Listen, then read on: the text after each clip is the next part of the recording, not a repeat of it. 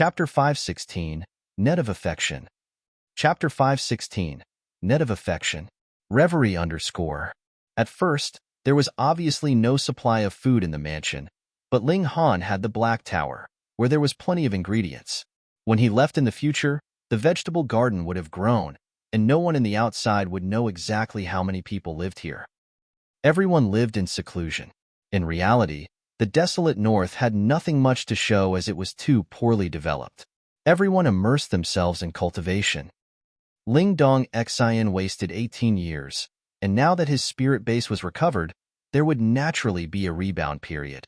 In addition to Ling Han's not stinting continuous provision spiritual medicines, beast meat, and spiritual liquid, his cultivation progress speed could only be described as crazy.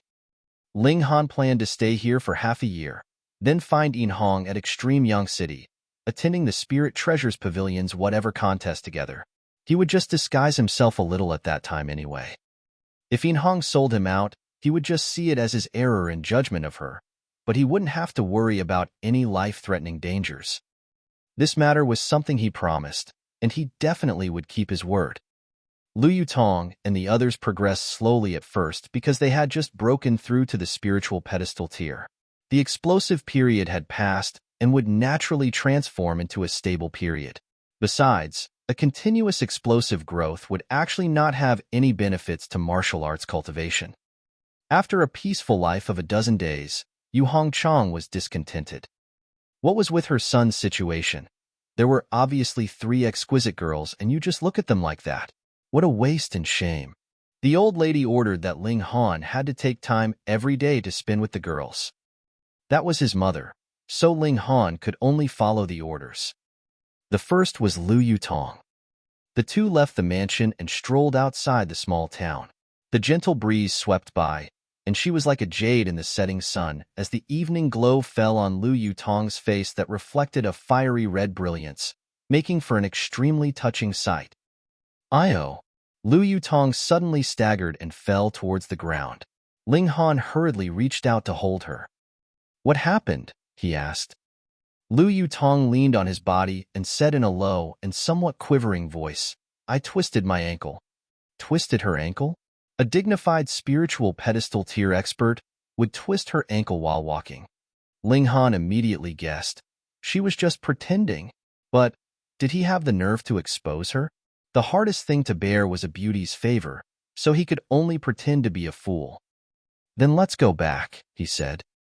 Yes. Lu Yutong nodded and leaned in Ling Han's embrace. Smelling the intense manliness that emitted from his body, she almost fainted, feeling like her mind was about to explode and couldn't possibly have any other thoughts. With each step, she felt like walking amongst the clouds, without any weight at all. Her cheeks were getting redder and redder, more beautiful than ever. As they walked, she mustered up the courage and hugged Ling Han's waist, while her head leaned tightly onto Ling Han's chest. A sense of extreme happiness welled up inside, and she wanted to keep walking like this forever. But in the end, they still walked home.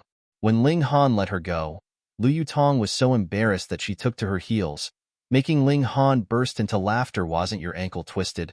How could you still run so quick?" This acting was way too unprofessional. On the second day, it was Li Si-chan that he had to keep company. "Oh, hiya." As they walked, Li Si-chan also tripped and fell. Well, her ankle was twisted too. "You guys were taught by the same master, right?" Ling Han assisted her back, thinking that this was definitely his mother's idea. Otherwise, these two women couldn't possibly be so shameless. Moreover, they already knew each other for 2 years, so how come they never twisted their ankles before and all did now? The third day, it was Zhu Xian. Ling Han sighed and said, "You won't twist your ankle while walking too, right? There's gotta be some originality. Can't always just twist your ankle. There's no sincerity in that at all." Zhu Xian was somewhat at a loss. How come this wasn't as planned? She was rather smart though. And her exquisite body softened, falling towards Ling Han. "You couldn't possibly have the heart to let me fall onto the ground, right?" Ling Han certainly didn't want to catch her, but thinking that if his mother found out, he'd get terribly scolded. He had to reach to protect this flower, embracing Zhi Yan. Instantly, a splendid sensation assaulted him, making his heart palpitate ceaselessly. This was a remarkably beautiful lady, who could touch the hearts of the prodigies in the middle state even with her face covered. It could be imagined how powerful her charm was. Ling Han instantly felt an uncontrollable urge. The longer he was in contact with Zhi Yan, the harder it was for him to fend against her charm. He was about to push Zhi Yan aside, but this exquisite beauty hugged onto him tightly. Her stunning body completely snugged closely, making him feel clearly just how alluring her physique was. "Brother Han," she said in a low and passionate voice. Ling Han almost had a nosebleed. A lady as beautiful as a celestial fairy leaned in his embrace and let out such a touching voice. If he didn't react at all, then he would be way too unmanly. Xian knows that you have someone hidden in your heart, but Xian doesn't care.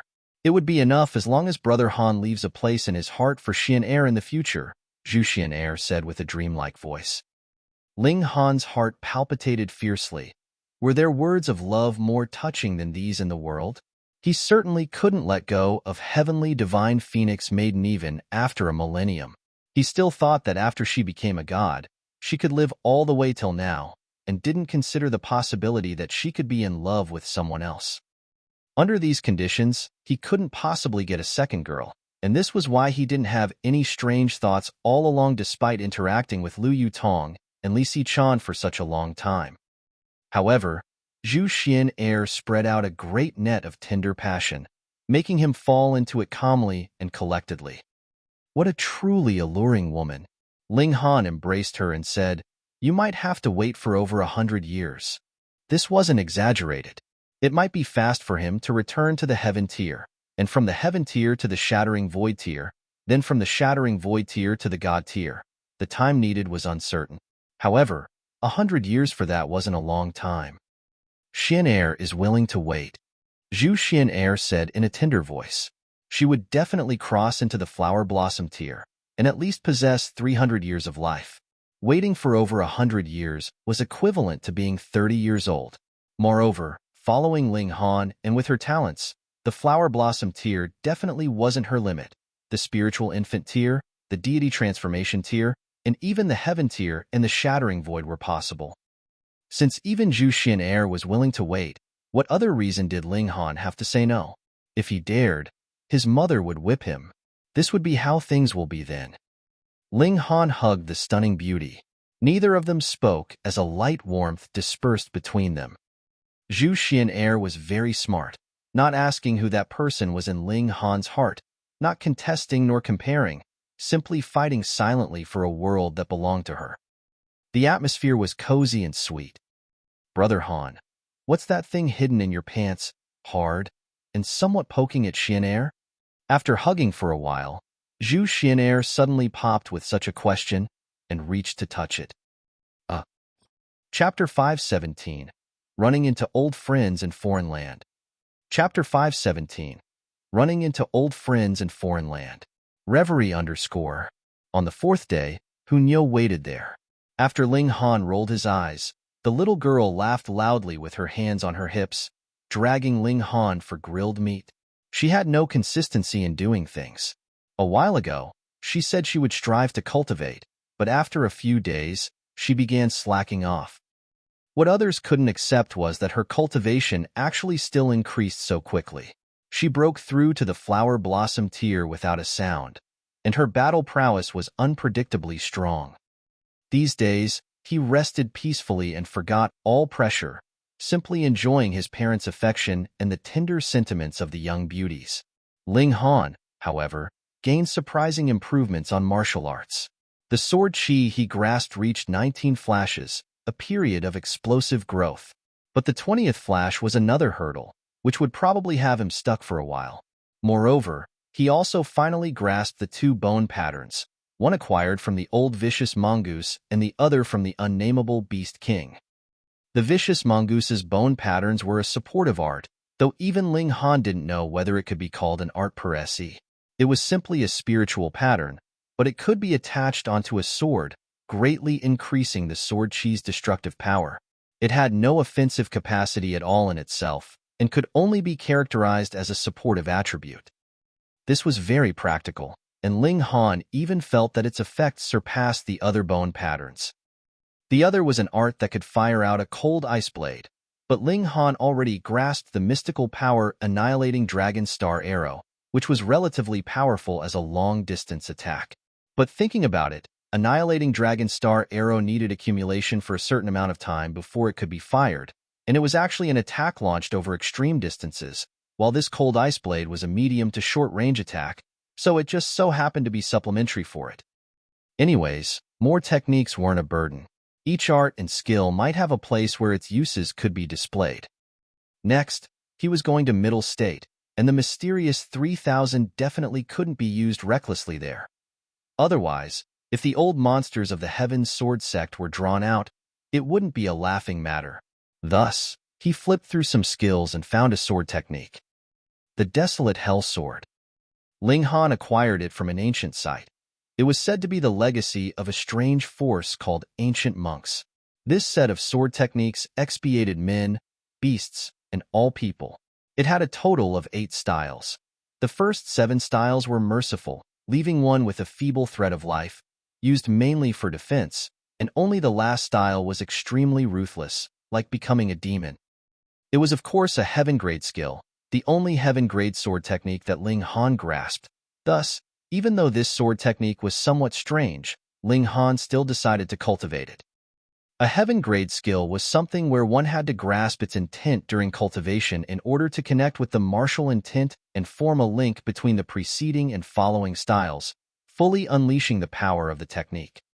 Thus, to fully grasp the Desolate Hell Sword, Ling Han needed to be compassionate for mankind when executing the first 7 styles, and at the last style, he had to turn into the Azura Demon King of Avicii, cutting down all things.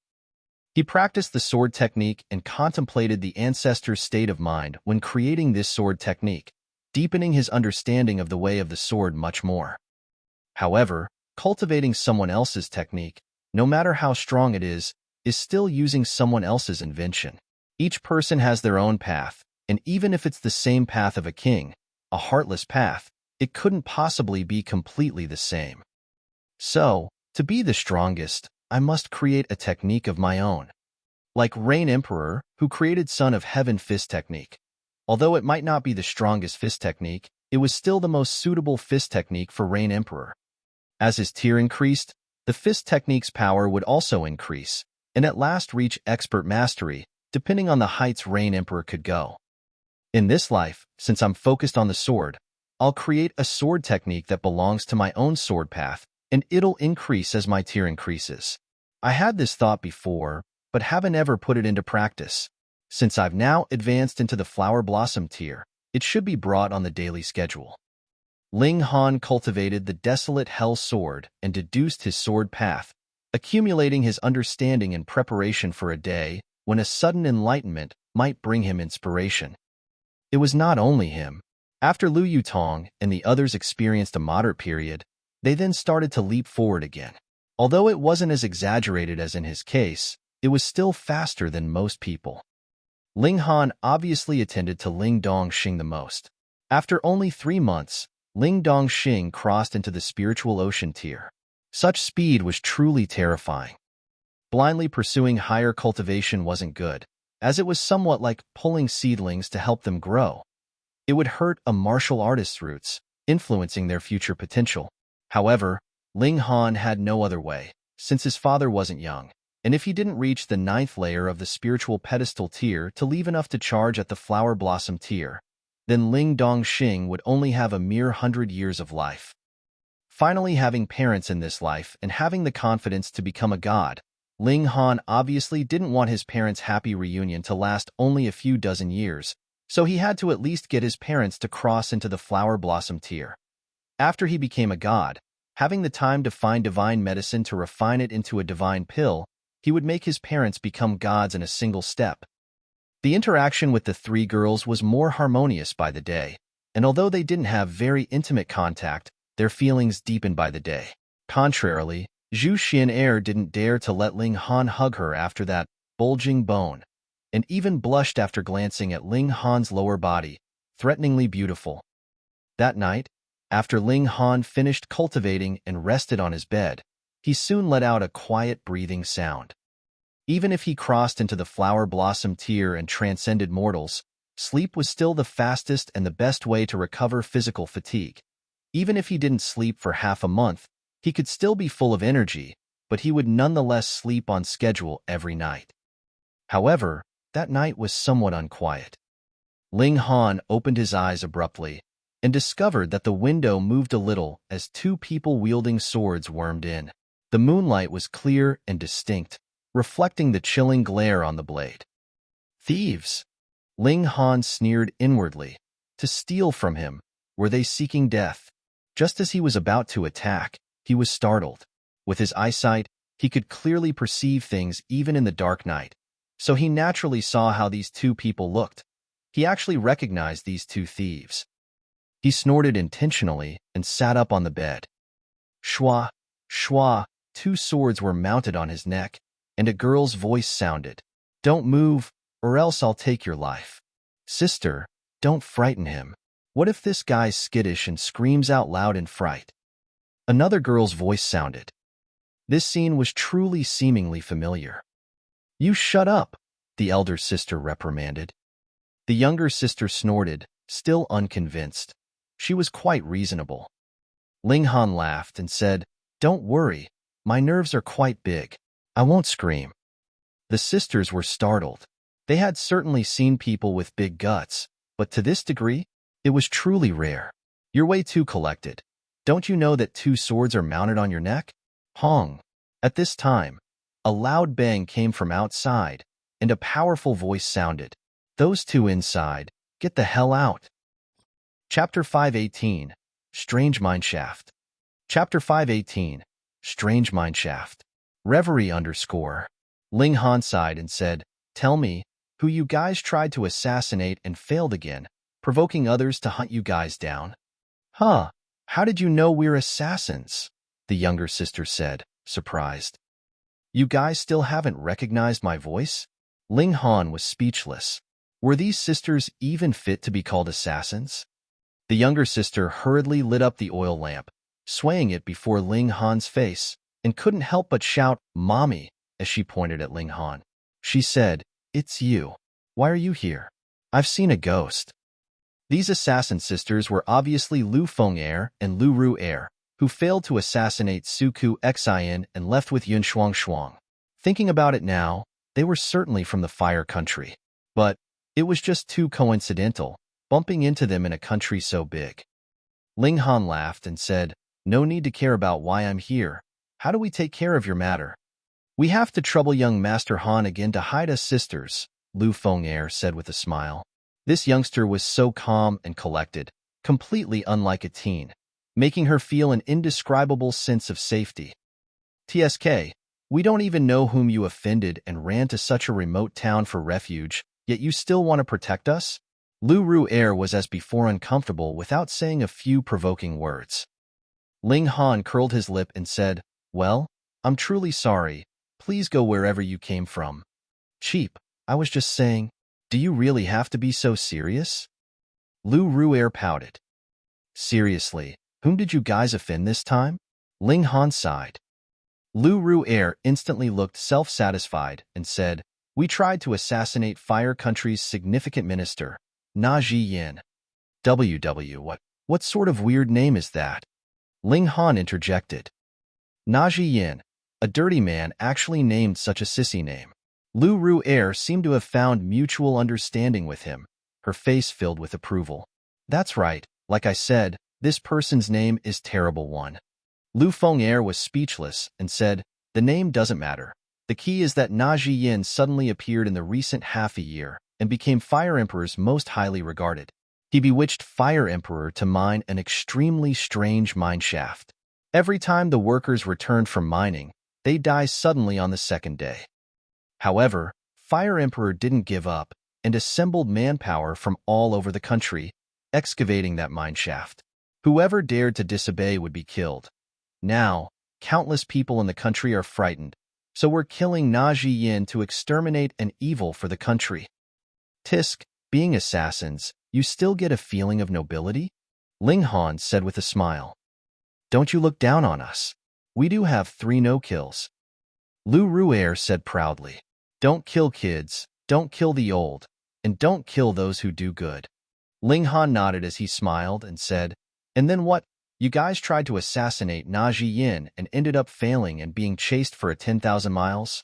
Lu Ru'er pouted and said, can't you estimate us a bit grander? Like, after we successfully assassinated him, then successfully broke away from the chasing soldiers? Hee. What does hee mean? Lu Ru'er stuck her hands on her hips and appeared extremely discontent. Hong. A heavy sound came from the outside. The house was probably torn down. That voice from earlier sounded again. The Imperial Guard's handling affairs. We can react first and report later. If everyone in this town isn't at the town's east gate in 15 minutes, the rest will be killed. Ling Han nodded and said, looks like Zhi Yan certainly is quite spoiled.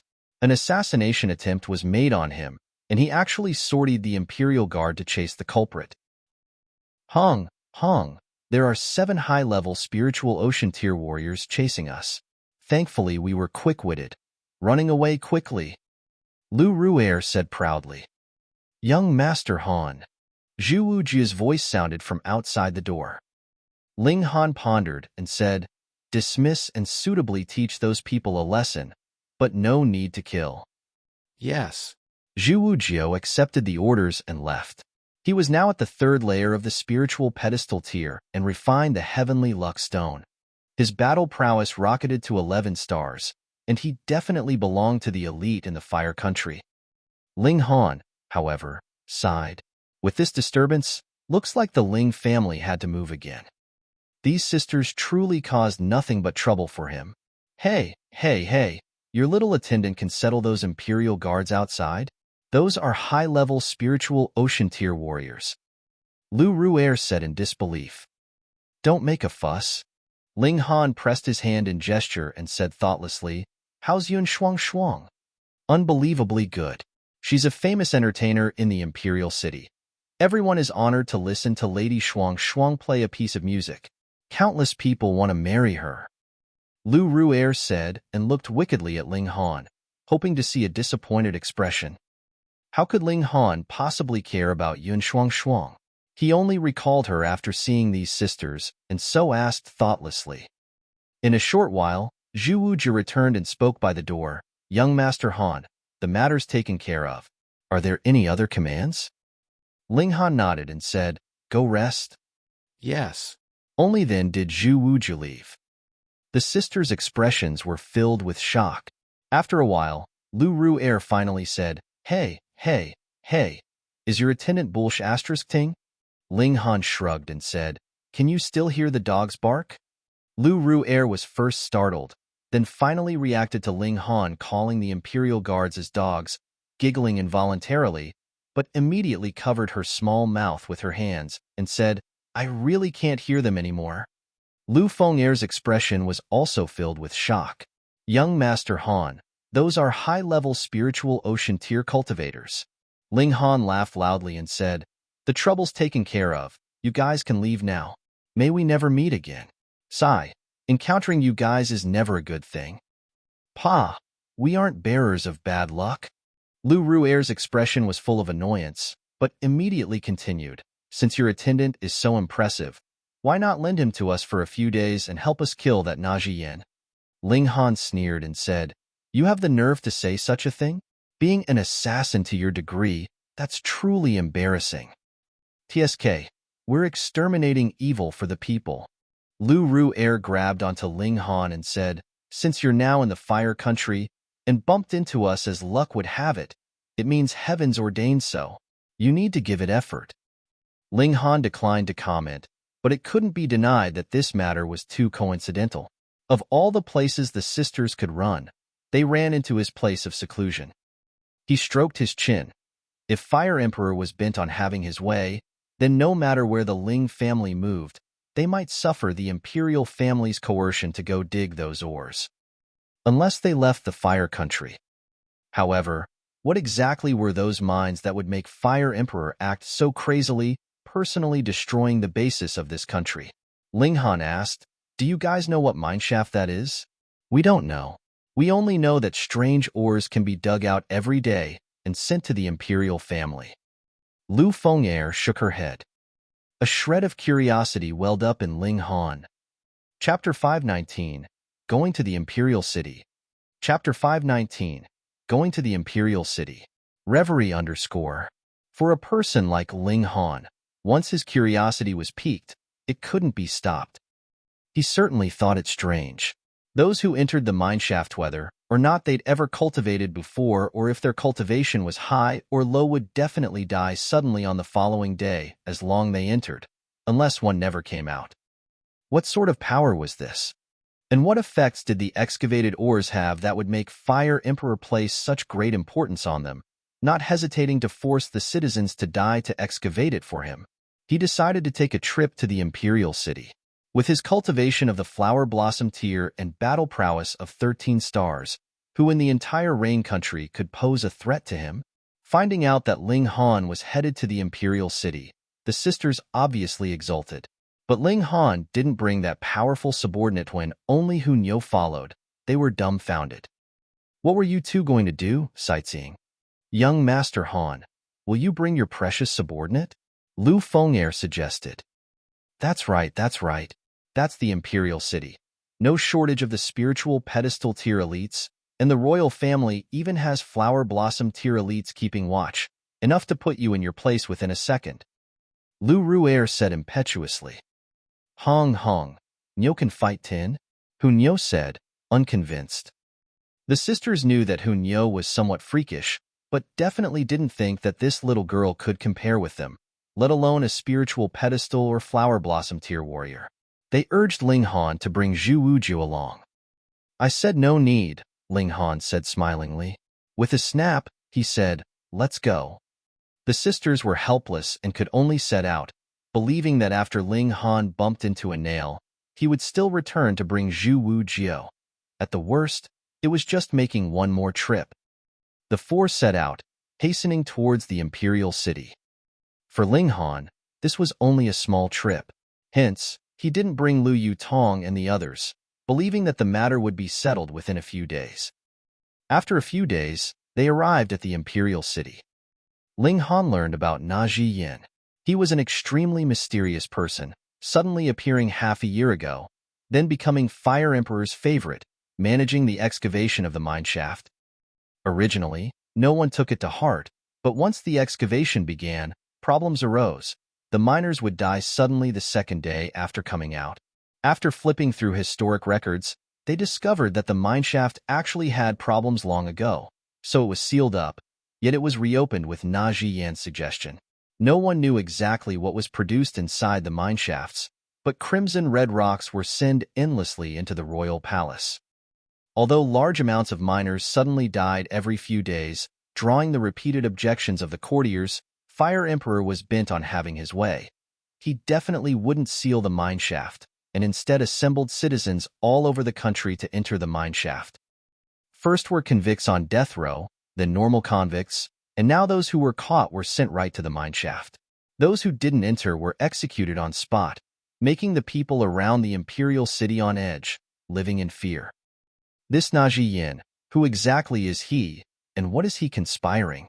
Ling Han couldn't help but be curious, but he decided to first go see the mineshaft. "Let's go. We'll bring you to see an old love first." Lu Ru'er grabbed onto Ling Han, bringing him to see Yun Shuang. Yun Shuang was born at Cherishing Flower Pavilion, and so she also walked the old path in Fire Country. She bought an elegant manor in the Imperial City and would entertain some nobility, collecting a considerable entry fee. However, don't think of getting intimate with her. She only sold her art and not her body. Her status was rising steadily, and countless people were willing to spend a great amount of money to hear her play a musical piece, verifying an old saying, "What could not be acquired was the best." Now, quite a few sons of nobility were going all out to marry this enchanting beauty, fighting openly and maneuvering covertly. All of them were generous, gifting a house today and gifting jewelry tomorrow. Yuan Shuang's current possessions were definitely shocking. The four arrived at Yuan Shuang's manor. It was built alongside a lake, the environment extremely graceful. Zhi Yan might have made Fire Country on edge, but for high-level figures, their easy and comfortable lives weren't sent into disorder as they continued to lead a life of debauchery. No surprise their long line was already in front of the manor's entrance. Shuang Yun's small manor didn't accept reservations. If you wanted to listen to Shuang sing, you had to come early to line up. However, Lady Shuang also had the habit of sleeping in and would open her doors to greet guests in the afternoon, stringing everyone along. Ling Han nodded.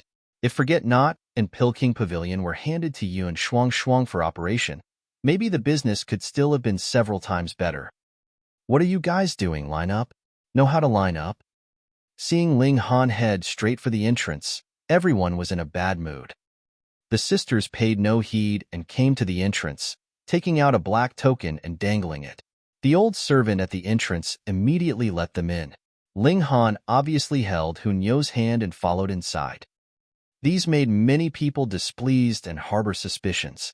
A young man entered Lady Shuang's manor, and a man with many women at that. What good could possibly happen?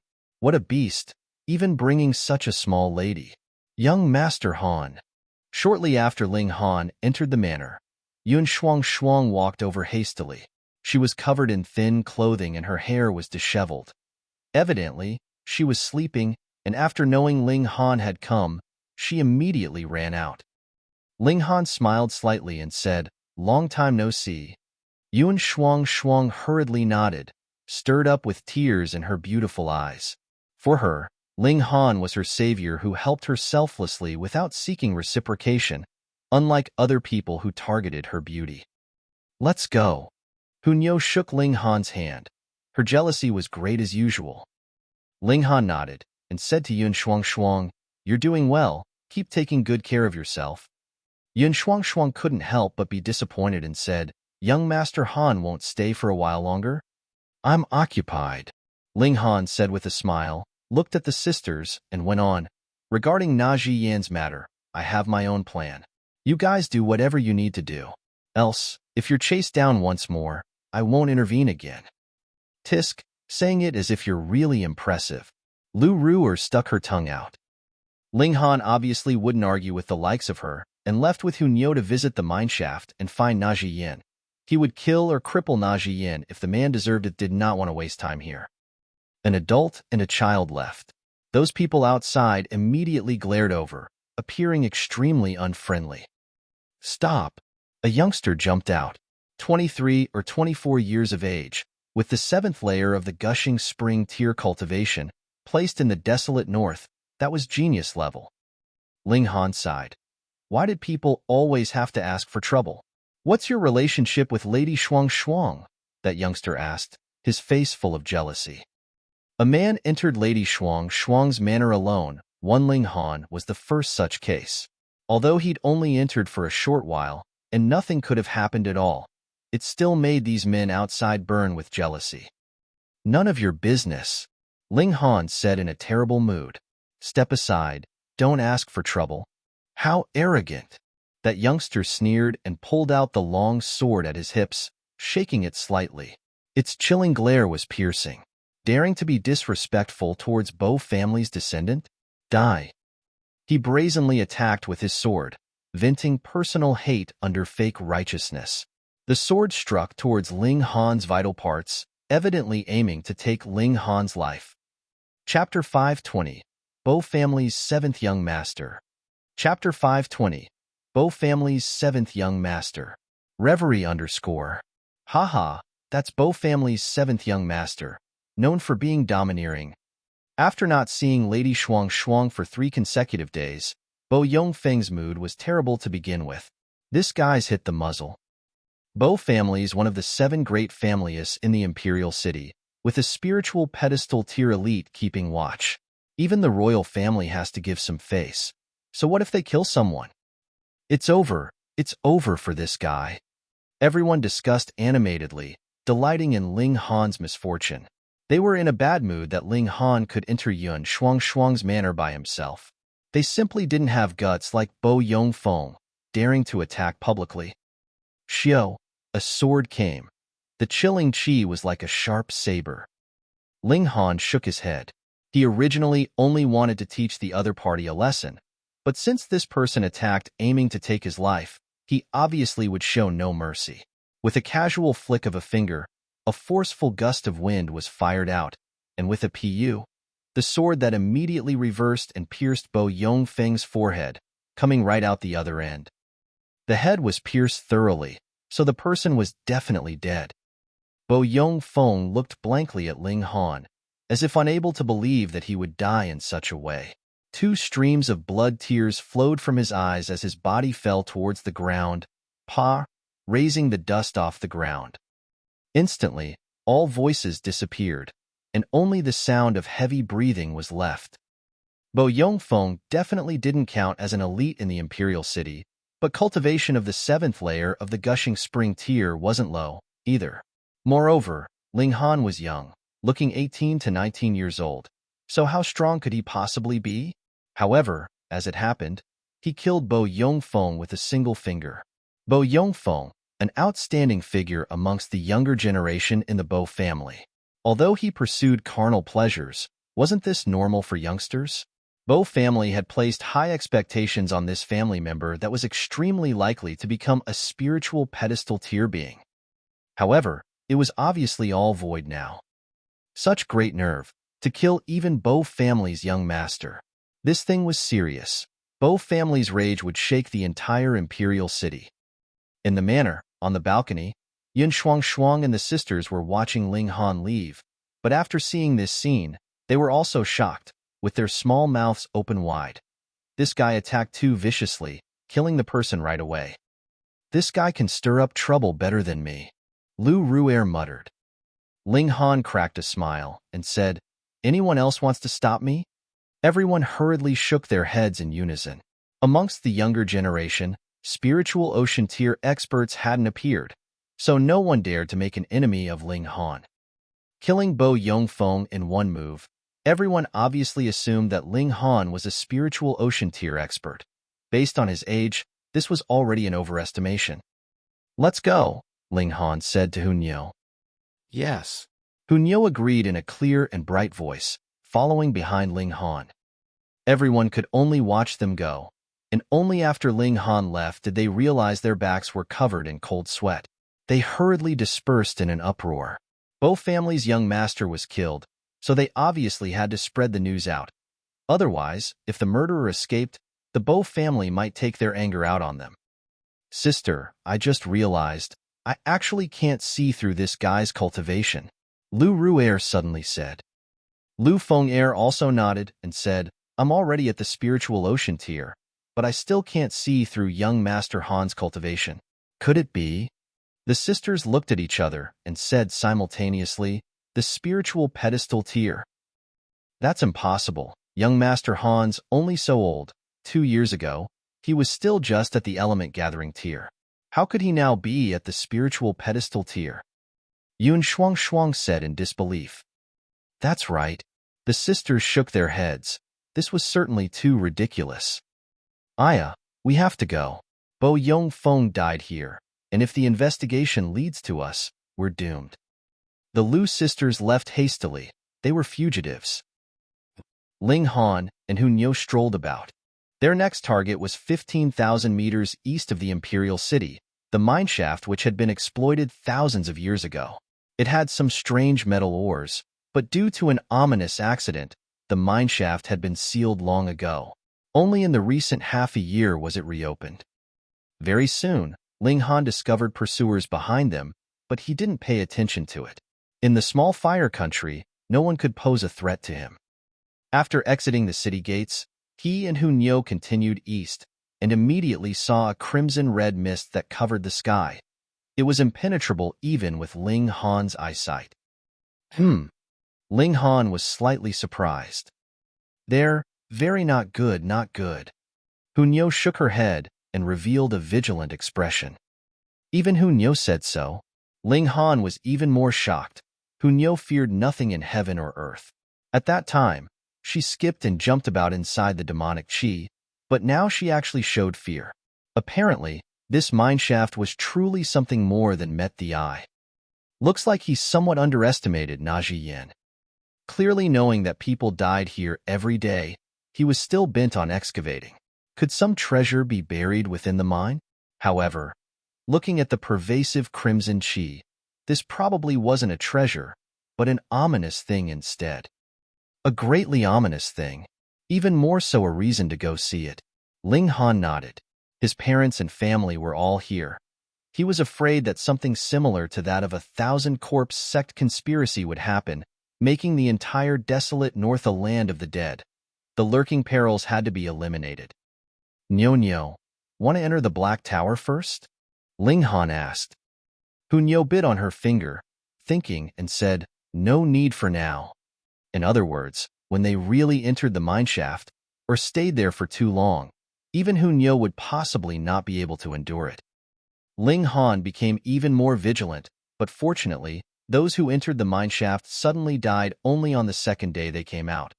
So as long as it wasn't instant death, he could enter the Black Tower and invoke its power to resist whatever threat that would be. He and Hunyo walked towards the mineshaft, but more and more people tailed them and were becoming bolder, no longer in fear of being discovered by Ling Han. When they almost arrived at the mineshaft, 10 people caught up to them. Halt! A middle-aged man yelled loudly and caught up in a few large strides. His face was ashen, and killing intent filled his gaze. He was Bo Wen Linbo Yongfeng's father and had the cultivation of the 7th layer of the spiritual ocean tier. After being informed that his son was killed by someone, he immediately came out chasing. Killed my son, and still want to walk away from it? He said, clenching his teeth. So what do you want? Ling Han said indifferently. Out to kill, Bo Wen Lin said fiercely, a life for a life. Ling Han shook his head and said, if you attack, then it'll be the death of father and son. I'll give you a chance, leave now. If you attack me, then you'll be seeking your own death. He turned and continued to walk towards the mineshaft. Being glanced at by Ling Han, Bo Wen Lin instantly felt a terrible chill well up inside his heart, not daring to attack. He clenched his fists and watched Ling Han go into the distance, involuntarily revealing a grim smile. Everyone knew that entering the mine meant certain death. Well, although he couldn't personally take revenge, the most important thing was the result. He stared at Ling Han to confirm that Ling Han entered the mine and didn't just pretend to do so, taking the chance to slip away. Chapter 521. Entering the Mineshaft. Chapter 521. Entering the Mineshaft. Reverie _. The mineshaft was heavily surrounded by guards not to stop people from entering, but to prevent people from escaping. After knowing what this place was, who would run in on their own accord? Every day, many people were detained and escorted here, temporarily staying here. After the previous group of miners died, the new bunch would obviously be sent down. Those who refused to go down, immediately beheaded.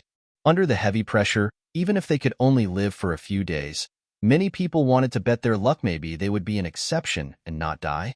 To prevent the escape of the miners who temporarily lived here, a tall wall was erected, piled up from heavy rocks. It definitely couldn't be dug through by normal people. It was like the Great Wall, reaching 65 meters, and just as hard to leap over. Moreover, guards patrolled underneath the tall wall. Escaping was as hard as climbing the skies. Of course, this was all with regards to normal people. Ling Han and Hunyo leapt up, arriving on the other side of the tall wall. Who are you guys? A guard immediately asked as 7 spears pointed towards them simultaneously. Let them in. Bo Wen Lin appeared. He stood on the tall wall in the distance. Once Ling Han entered the mineshaft, he would help along the way. The enemy wanted to suicide, so he obviously wouldn't mind giving it a push. After all, he couldn't see through Ling Han, who gave him a sense of extreme danger. Thus, he didn't want to fend against Ling Han head-on. Yes, Lord Bo, the guards replied at once. Their duty was to stop miners from escaping. Someone wanted to go in? No matter, they'd die the second day after coming out anyway. Ling Han surveyed the area. Ahead was a large-scale mineshaft in the open, with interlocked adits unearthing downwards continuously, unfathomably deep. Even having dug so deep, water didn't come out from the bottom. Looking from here, not even a single miner could be seen. Apparently, they'd already entered the depths of the mineshaft. Threads of crimson-red gas rose up from within the mineshaft and stopped when they reached 3 to 1,000 to 2,000 meters up, forming a giant red cloud. Hunyo bared her teeth to reveal a fierce look, appearing quite anxious. Ling Han didn't dare to be careless, yet took large strides towards the mineshaft. When Ling Han's figure disappeared at the edge of the mineshaft, Bo Wenlin revealed a cold smile. Now Ling Han was dead for sure, unless he stayed inside the mineshaft his entire life. But was he able not to eat and drink? Ling Han entered the mining area. Underneath his feet was loosened soil. Crimson-red soil wasn't a rare sight, but here it was ridiculously scarlet, as if dyed in blood, especially when there was red gas rising continuously, appearing extremely eerie. "I sense an ill omen," Ling Han said. This was based on pure instinct. Yes. Hunyo nodded emphatically. The two continued to advance. They could fly physically, but didn't choose to do so. The soil and rocks here all gave Ling Han an extremely strange feeling. He picked up a few rocks and some soil to store it into the Black Tower, then took Hunyo inside as well. "Small tower, can you see anything special about these things?" Ling Han asked. Small Tower appeared and said, "Cursed soil. People who don't have a strong enough natal horoscope will die soon after contact." Cursed? Ling Han was astounded. He had never heard of this type of power. Could it be that cursing someone to die was not just in speech, but could truly make someone die? And natal horoscope, what was that? Curse is also a type of power derived from the Great Tao. It's ceaseless and can manifest itself in various ways, Small Tower said leisurely. "So I'm also affected by the curse now?" Ling Han asked. "Yes, stepping on the cursed land, you obviously suffered from the curse, but your natal horoscope is very tough, so you won't die. At least you won't die from this amount. This level of cursed power is something I can easily neutralize," Small Tower said. "And what's that natal horoscope?" Ling Han asked again. Small Tower swayed a little and said, "Why do you have so many questions? Ask when you don't know. This is a good habit," Ling Han said smilingly. "Natal horoscope, destined at birth, is influencing your fate to a great degree," Small Tower said. "In your two lives, your natal horoscopes are the same, making it possible to fuse two souls, and not making it just a simple possession." "Elaborate." Ling Han suddenly became interested. "I don't have the interest to satisfy your curiosity." Small Tower immediately became haughty. Although there isn't much cursed power contained in the soil, to reach such a degree simply from it overflowing, a cursed tool or a person with special natal horoscope is definitely buried underneath the land, forming the cursed power. "What about Hunyo? Would she be affected?" Ling Han asked again. "This little girl's natal horoscope is too special. I can't see through her if I don't use the power of origin source," Small Tower said dully. Ling Han finally dropped his worries and exited the Black Tower with Hunyo, continuing onwards. What Na Zhi Yan and Fire Emperor conspired? Could it be for the cursed tool within the mining area? No one would steal dead people, unless it was the Thousand Corpse sect. The two treaded on slightly wet land and walked downwards. It was like a bowl. The further out, the wider it was, and the further in, the narrower it was. As they ventured deeper, the surroundings became dimmer, and if it weren't for Ling Han and Hunyo's extraordinary eyesight, they'd probably be blind with open eyes. However, going down another stretch of the road, the flicker of torches could be seen. In such darkness, one couldn't possibly mine ores after all. Seeing Ling Han's carefree look, with a little girl on the side pulling on the hems of his clothes, a few miners revealed an expression of disbelief and began to doubt their eyes, wondering whether it was an illusion or not. Ling Han's gaze swept by. He only saw that these people's faces were numb all over. After they entered here, they were equivalent to dead men, so who would still be composed? Food. Food. When they saw the dried meat in Hunyo's hands, Their gazes lit up, as if they were travelers seeing an oasis in the desert. Rushing over, they looked like they were going to forcibly take it. Ling Han was amused. A few normal people wanted to rob him, and Hunyo was most protective of her food, and immediately revealed a vicious glare they dared to rob her food. Ling Han pulled on Hunyo and said with a smile, "Want food? Sure, but answer a few questions." He waved his finger and immediately left a deep mark on a rock, frightening the miners into an immediate halt. Those people stared at the dried meat in Hunyo's hands, drooling as they asked, "What do you want to know?" "The situation here. Tell me all you guys know." Those people looked at each other and nodded, beginning to talk one after another. They were sent here 7 days ago and brought 2 days' worth of food and water into the mine. If they wanted to acquire more food, they could only do their best to mine ore and use the ores to exchange for food. However, the ores were very rare here, so they all looked hungry as wolves, almost cannibalizing each other. Ling Han found it strange and asked, "The people outside will actually replenish your food? How do they give it to you?" Chapter 522, Blood Red Ores. Chapter 522, Blood Red Ores. Reverie _ The miners explained one by one. Ling Han gave them food to dispel their misgivings as they told him everything he wanted to know. So, it turned out that one would die on the second day of leaving the mineshaft. That was right, but it didn't mean that one wouldn't die if one didn't leave. And here, some people would die suddenly after 3 to 4 days, and some people could drag on for 10 days to half a month, but without exception, all would die in the end. With a day of life, they would linger on whilst at death's door for 1 day. They still needed to struggle to fill their stomachs. The guards didn't dare to enter the mineshaft and could only take food to exchange for the ores they mined at the separation of the mining area, throwing back and forth. However, no one dared to hide the food in the mining area, since it would be robbed clean by others. They ate it immediately as they got it, and definitely wouldn't leave a single bit. Although this was a mineshaft, there weren't many blood red ores, so some people who had a tough life weren't killed by the curse but died of hunger and thirst. No one would think of eating their corpses, because the dead's meat was black, extremely toxic or something. Anyway, whoever ate it would die. Thus, other than the misdeed of some people eating others at first, it never happened again. Not everyone was doing their best to dig ores. Some people banded together, or those who thought they were strong enough, began the business of robbing. However, the people here died too quickly, and all gangs and elites would soon vanish into thin air. As Ling Han listened, he didn't quite know how to feel. "They're so pitiful," Hunyo said. "Never would have thought this little girl would pity others." Ling Han rubbed Hunyo's head and said, "Nyo's grown up, knowing to care for others. However, they can't steal Nyo's food to eat." Hunyo immediately defended her rights. Ling Han smiled faintly and said to those miners, "Did you guys dig up any ores? Give it to me, sell me a piece."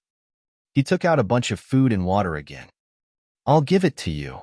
I'll also give it to you. Buy mine." Those miners hurriedly crowded in, fumbling out blood-red rocks that were pathetically small. The largest one was only the size of a pinky. Fearing that Ling Han would be dissatisfied, they looked at him with hopeful eyes, fearing that he'd say no. Because Ling Han gave much more food than the guards outside did, and it was also much tastier. Ling Han had mixed feelings. It was only some food, yet it could make people so meek and subservient. He distributed the food to everyone and stored those ores, an extremely small amount that could all be held within a single grasp. He placed the ores in his hand and instantly felt the martial flower within his body aroused with an intense rapaciousness, wanting to devour and absorb these rocks, to be precise, a certain substance within the rocks. At this moment, 5 burly men came out from the mine roads at the bottom, and seeing the food in people's hands, they instantly revealed an expression of burning desire. Each one of them revealed a threatening look and yelled, "Hand over all the food." A burly fellow pointed at Hunyo and said, "Brother Yang, there's also a little girl." "What a girl!" Brother Yang saw Hunyo and instantly licked his lips. "I love these young chicks the most. Haha, I've held back in here for 10 days. Today, not only can I get a delicious meal, but also feel some pleasure. Ling Han sighed. Inside the mineshaft, the ugliness of human nature was enlarged infinitely, and passing a day without knowing whether tomorrow would come, whose evilness within wouldn't be unleashed. Anyway, if one didn't have many days to live, why not do as one pleased for once? This brother Yang was obviously the typical case. However, this person's natal horoscope was truly tough. Staying in here for 10 days and not having his life taken away, this confirmed an old saying that bad guys lived for thousands of years. Seeing these 5 people, the miners all trembled in fear. These 5 had a notorious reputation. It was said that before the other miners came, the 5 were already tyrants here, but they could never die. The gods truly had no eyes. They had already fallen to such a degree and had to be bullied by these scums. Little beauty, brother will take you to have some fun. Brother Yang stared at Hunyo, almost drooling out of his mouth. The gods won't take you, then I will. Ling Han snorted faintly and pointed out with a finger. Pooh! A hole opened in Brother Yang's head and penetrated all the way to the back of the head, blood mixed with white-colored brains splattering violently. Everyone was first startled, and then the 5 burly fellows immediately screamed. If one didn't personally hear it, it was truly hard to imagine that 4 burly men could actually let out such a womanish scream. They turned to run right away, knowing they bumped into a hard spot. All of you can stay. Ling Han flicked his fingers and 4 flashes of sword chi fired out. Pu, Pu, Pu. The 4 people instantly fell to the ground, thoroughly dead. The miners looked at Ling Han with gazes of reverence, and also filled with gratitude because once Ling Han showed his strength, they definitely would reply honestly. However, Ling Han chose to use food to exchange with them, evidently treating them as humans. So we're still human. Some spirit ignited with the miners' eyes, so they weren't walking corpses waiting for death to befall them. Ling Han saw this, and made up his mind to immediately communicate with the Fire Emperor and Zhi Yan, making them give up on the idea of excavating the mineshaft. Then, he would store all the miners into the Black Tower, purify the curse on them, and then have them leave. They were just a few normal people, and couldn't possibly discover the secret of the Black Tower. They would only feel as if they slept, and then everyone would return to normal. With his mindset, Ling Han turned around. The martial celestial flower within his body could no longer endure the intense craving to devour these ores. Ling Han tried to refine the smallest rock, and a strange power was instantly extracted from within the ore and entered his dantian, being absorbed by the martial celestial flower. The vein-like patterns on the celestial flower radiated and raised a wave of red chi. The celestial flower grew slightly. The extent was truly pathetic, but Ling Han was sure that the martial celestial flower certainly grew a little. However, his bloodlust was also stimulated, giving him the urge to act violently. This was shocking. The martial celestial flower's growth couldn't be separated from one's understanding of martial arts without deepening martial comprehension. The celestial flower would never grow and bear fruit in the end, birthing a spiritual infant. Ling Han had the complete martial arts experience, so he naturally didn't need martial comprehension, but for others, martial comprehension was the most important thing after crossing into the flower blossom tier. These ores could let martial artists go around it. Inconceivable. If there were a bit more of these ores, then wouldn't a flower blossom tier, spiritual infant tier, and even a shattering void tier be easily achievable? Ling Han immediately stored the rest of the ores into the Black Tower and said, "Small tower, analyze it. What are these things?" Chapter 523, Criminals on the Death Row. Chapter 523, Criminals on the Death Row. It's an ordinary rock with a slight bit of source power. Small Tower very quickly transmitted a divine sense message to him. Ordinary? Ling Han was surprised. A rock that was capable of directly raising the martial cultivation of a flower-blossoming tier cultivator, could it actually be ordinary? If there was a countless number of these ordinary rocks, it was guaranteed that even a pig could advance to the shattering void tier. Even becoming an immortal might not be impossible. It would not be inappropriate to call them divine rocks, So how could they possibly be ordinary? Origin power? Ling Han shook his head. Why can't I sense that? Not origin power, but source power, Small Tower explained. Ling Han was startled and asked, the same kind of source power in the primal chaos source rock? That's correct. But the amount of source power inside is pitifully little. I can't be bothered to absorb it. Small Tower declared in a tsundere tone. Just hear what it was saying. Ling Han gritted his teeth. You did it deliberately, didn't you? Trying to infuriate him, right? He said, I won't mind if you get me some, the more the better. He did not need martial comprehension, but his parents did. If there was a large supply of this type of mineral rock, he was sure that Ling Dongxing and Yu Hongchang would be able to smoothly break through to the flower blossom tier. He suddenly understood. Why was the Fire Emperor willing to spare no expense to obtain these ores? That was because this could allow one, in a situation wherein they possessed no cultivation technique and did not have enough ability of comprehension, to complete the leap over the Dragon's Gate leading to transcendence from this mortal world. However, if that was the case, it would be a little difficult for him to persuade the Fire Emperor to stop. Because this involved breaking through to the next major cultivation tier, which also meant the difference of an additional 200 years of lifespan. Without breaking through to the flower blossom tier, mortals would only possess a mere 100 years of lifespan. The Fire Emperor had used up at least half his lifespan, so stopping him from breaking through to the flower blossom tier would be equivalent to taking his life. He was sure that this emperor would definitely not be persuaded easily. Since he is not willing to listen to persuasion, then I can only beat him into submission, Ling Han thought very violently. These rocks also possess extremely large amounts of violent traits. If you absorb too much, with your current cultivation level, you will definitely not be able to control it. You will experience a drastic change in character and become a wild man that only knows slaughter and bloodshed, Small Tower said.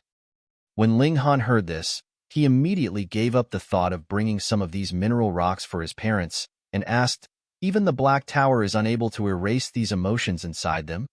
The hardest thing to grasp is human nature. Unless I erase all your memories completely, Small Tower suggested. Forget it. Ling Han hurriedly shook his head. He had absolutely no desire to erase his parents' memories and for them to become complete strangers. Furthermore, he had a lot of confidence that he could deliver his parents up to the flower blossom tier. With an additional 200 years of time, he should be able to enter into the realm of immortals and get an immortal alchemical pill for his parents to help them succeed instantly. Ling Han was still quite confident in his personal talent in alchemy. Ling Han decided to deal with Zhi Yan and the Fire Emperor first, then come back here to study this mineshaft and find out what exactly was buried inside. The two of them very quickly exited the mineshaft and began walking towards the city walls. Halt, the guards called out. The command they had received was not to allow anyone to leave this place. Bo Wenlin appeared as well, a cold smirk at the corners of his lips, and said, Young man, you are really acting recklessly. You even dared to enter into this mineshaft of death. Now, you only have half a day's time left to live. Ling Han smiled faintly. His natal horoscope was extremely tough. Unless he stayed in the mineshaft for a number of years, he would not be affected by the curse. Furthermore, even if he was, didn't he still have the Black Tower? This divine item had extraordinary skill in matters like eliminating evil and curses. Since I only have half a day left, I should go and cause great havoc, he declared, putting on a pretense of madness. Bo Wenlin immediately looked wary. Previously, he had not made a move because he had sensed that Ling Han was not someone to be trifled with. And now, this guy, who was not to be trifled with, only had less than half a day to life. Then that would be even more horrible. Who would be willing to risk their life against someone who was going to die?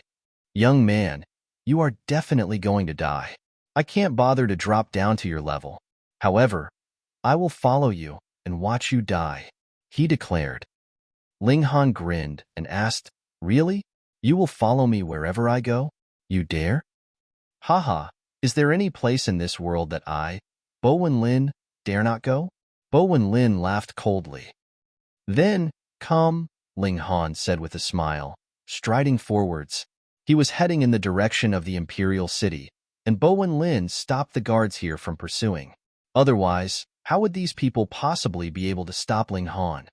Ling Han was not walking very fast. He only entered the Imperial city after close to half an hour had passed. Let's quickly go and watch quick. 2 female assassins have been arrested, and they are about to be beheaded at the Eastern Gate in a public display. He had just entered the city when he heard a passerby running around and announcing the news. He looked very excited and attracted a large number of people to follow him. Female assassins, and there were 2 of them? It couldn't be Lu Feng and her sister, right? Ling Han immediately changed course and headed towards the Eastern Gate as well. How had these 2 women compromised their identities and whereabouts and actually fallen into the hands of the Imperial family? He sped up slightly, and in just a few minutes, he had arrived at the Eastern Gate. He saw a tall stage had been erected in a public square. There were 2 girls being held down on the executioner's block. Their hair hung loose, and there was no way to distinguish their appearance. But with how Ling Han was familiar with the air of these 2 girls, he could confirm that these were the Lu sisters. Were these 2 people really made out to be assassins? At the side, someone was announcing the crimes of these 2 girls. They had attempted to assassinate an important minister, Zhi Yan, committed an offense against Imperial authority, and now they were to be beheaded in public as a warning to the others. The move to behead these 2 beauties in public, furthermore one carried out with such expediency, was made probably because the Fire Emperor's forceful excavation of the Mineshaft had caused seething discontent among the citizens. As a result, he deliberately chose to execute these 2 girls in such a public manner to suppress the whole nation, especially the rebellious feelings in the Imperial city. Assassinate Zhi Yan? Then these 2 young girls must definitely be good people. The gods are blind. They actually did not allow that bastard to be killed.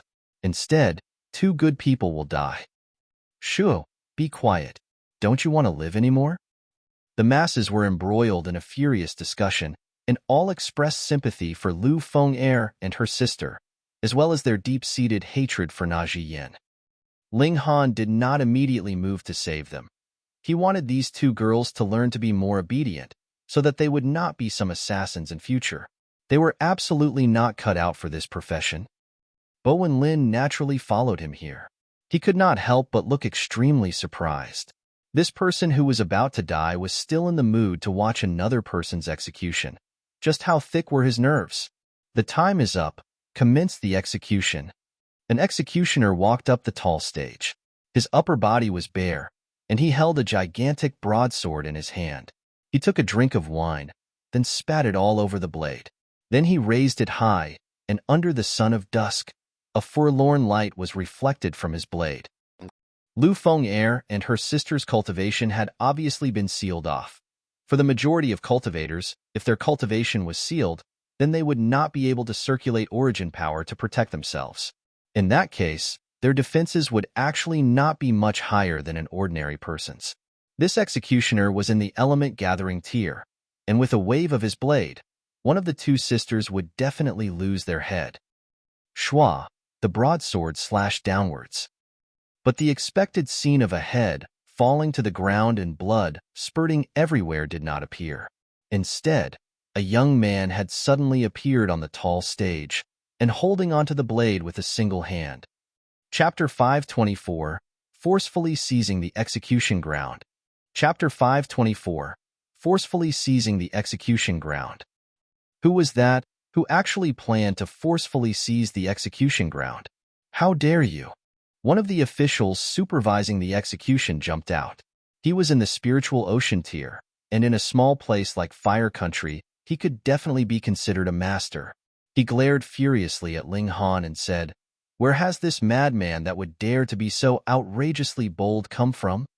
Ling Han smiled slightly and said, "Under the command of His Excellency, Bo and Lin, please hold the execution." Pooh! Not far off, Bo and Lin immediately choked. This was an injustice, a colossal injustice.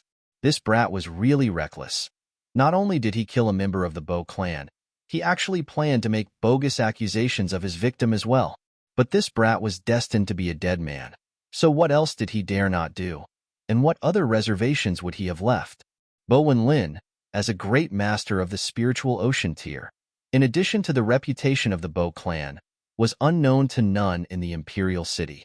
Instantly, countless eyes swept over to focus on him. With their united actions, that official naturally spotted Bo Wenlin as well.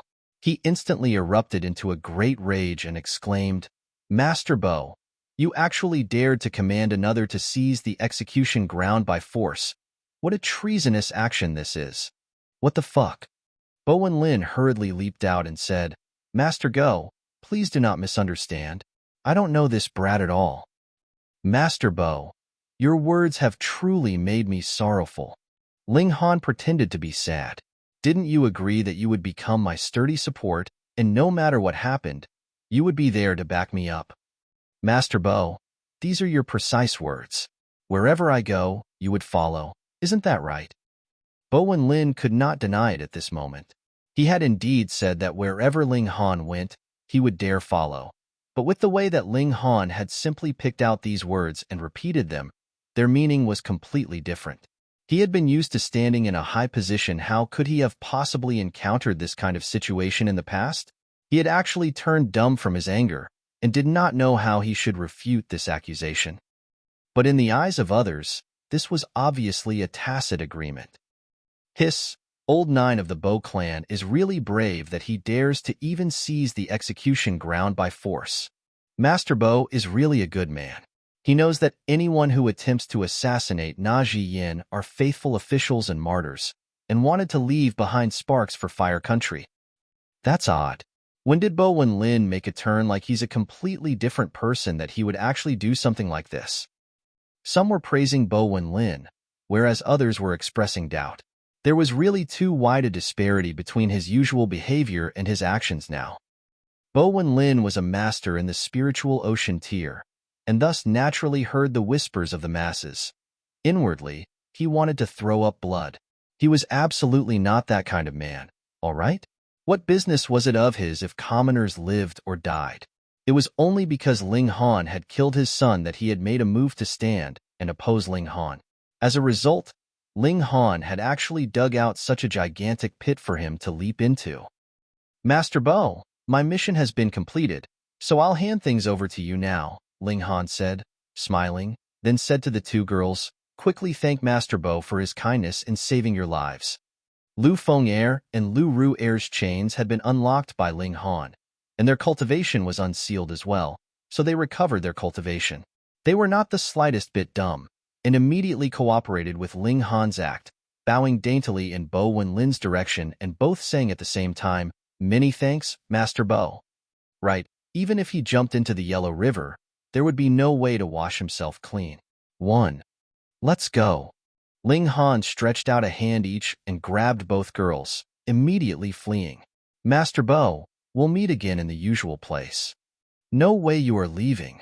One of the supervising officials quickly moved. He stretched out his right hand to grab Ling Han's back. He was skilled in palm techniques, and with this move of his palm, tightly woven patterns flickered brightly. It was as if a tree demon had spread out its roots, clawing at Ling Han. In truth, a mere breath of air from Ling Han could easily kill that official. However, he used the ghostly immortal steps. His figure moved in a bizarre manner and easily dodged his attacker's palm strike. Then, his figure sped up, and the farther he went, the faster he moved. Bo Wenlin hurriedly broke out into run in pursuit. He definitely had to detain Ling Han, or he would really be unable to clear his name. "Master Bo, you intend to flee as well?" the supervising official sneered darkly. His figure made a sharp about turn and delivered a palm strike in Bo Wenlin's direction. "Your sister." Bo Wenlin's nose was almost bent in his anger, and he exclaimed, "Master Go, I was going to recapture those 3 escaping criminals." Hung. Why didn't I see Master Bo make a move just now, then? And now you are so proactive? Master Bo, you wouldn't be purposely stopping me from pursuing the criminals, would you? The supervising official asked coldly, his expression clearly saying that he had seen through Bo Wenlin's deception. Fuck your sister. You're the one stopping me now. Bo Wenlin could do nothing but make a move of his own. He had similar ability with that supervising official, so how could he simply allow the latter to attack him as he liked? However, with this move to defend himself, it was as if it was a confirmed fact that he was trying to assist Ling Han and the others in their flight, making the supervising official smirk repeatedly. This fuck asterisk, what the fuck? At this moment, there were 10,000 curse words streaming through his heart. Ling Han brought the two girls all the way outside the city, then tossed them away and said, "For assassins to fall low to the extent that you have, it's really enough. Just honestly find a man and marry him, then obediently stay at home to take care of your husbands and teach your children. Hong, it's all your fault. You were the one who caused others to misunderstand. In the end, the moment we left you in Shuang Shuang's place, it led to a large number of people all gathering around us to ask this and that. As a result, trouble happened." Lu Ru'er declared defiantly. Ling Han rolled his eyes and asked, "So this is my fault?" Naturally, Lu Ru'er pushed all the blame onto Ling Han. Ling Han waved his hand and said, "Fine, I won't argue with you too. In short, the two of you have to leave the Imperial City immediately." "Then what about Zhi Yan?" "I will deal with him," Ling Han replied calmly. "Are you sure you aren't merely boasting?" Lu Ru'er's expression was filled with doubt. Ling Han humphed and said, "If you two still won't leave, then I'll send you both back. I'm sure that Zhi Yan would extremely hope to see your two cut-off heads." "We'll leave, all right?" Lu Ru'er fumed. "Many thanks for saving us again, young Master Han." Lu Feng'er was much more sensible. She bowed to Ling Han daintily and forcefully pulled her younger sister into a bow as well. "Thanks," Lu Ru'er said reluctantly. Ling Han nodded and said, "In a few days at most, you two will hear the news of Zhi Yan's death, so just go with a peaceful heart for now." Yes. Lu Feng'er tugged Lu Ru'er along with her and left. Lu Ru'er, meanwhile, kept turning back around, as if she wanted to continue arguing with Ling Han. "Sister, he is the son of the skies, and not someone we would be able to reach. Even if we force ourselves to reach up to him, we would only be scorched mercilessly." Lu Feng'er was aware of her sister's feelings. Don't look at how she was fighting so fiercely with Ling Han. In truth, she was simply low in emotional intelligence and did not know how to express her own feelings. Thus, she could only pester him endlessly in order to attract Ling Han's attention. Lu Ru'er turned her head back round, her face covered with traces of tears. Ling Han returned to the Imperial City and had not even reached the city's entrance yet when he saw Bo Wenlin and that supervising official had joined forces and chased him all the way here. Who knew whether they had resolved the misunderstanding or otherwise? Hunyeo did not make a sound all this while, but was in an extremely good mood at this moment because the two hateful women had left, and she was able to monopolize Ling Han again. "Brat, you actually dared to return?" Bo Wenlin asked darkly. He was really about to be angered to death by Ling Han's actions. Ling Han smiled and asked, "With Master Bo to back me up, what do I dare not do?" "Die!"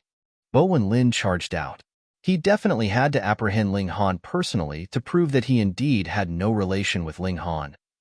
Chapter 525, Zhi Yan. Chapter 525, Zhi Yan. "Master Bo, you are being naughty again." Ling Han laughed. "Show." Hunyeo streaked out and slammed a direct punch into Bo Wenlin's lower abdomen. How terrifying was her battle prowess. Added together with the tremendous advantage of two major cultivation tiers, it was naturally a doubtless crushing suppression. With a pong, Bo Wenlin became akin to a cooked lobster, his whole body arched. Ling Han deliberately heaved a sigh and asked, "Master Bo, why do you have to do this?" The execution official's eyes were so wide they were in danger of popping out. That was Bo Wenlin, someone whose cultivation and ability were on par with his. In Fire Country, Bo Wenlin was definitely a strong character, yet he was actually knocked over by a punch from a little wisp of a girl. This was a little too much, wasn't it? If he stepped up, wouldn't that be his fate as well? Hiss, Where had these two monsters come from? Ling Han smiled faintly at the execution official and asked, "Are you naughty or nice?" "Nice.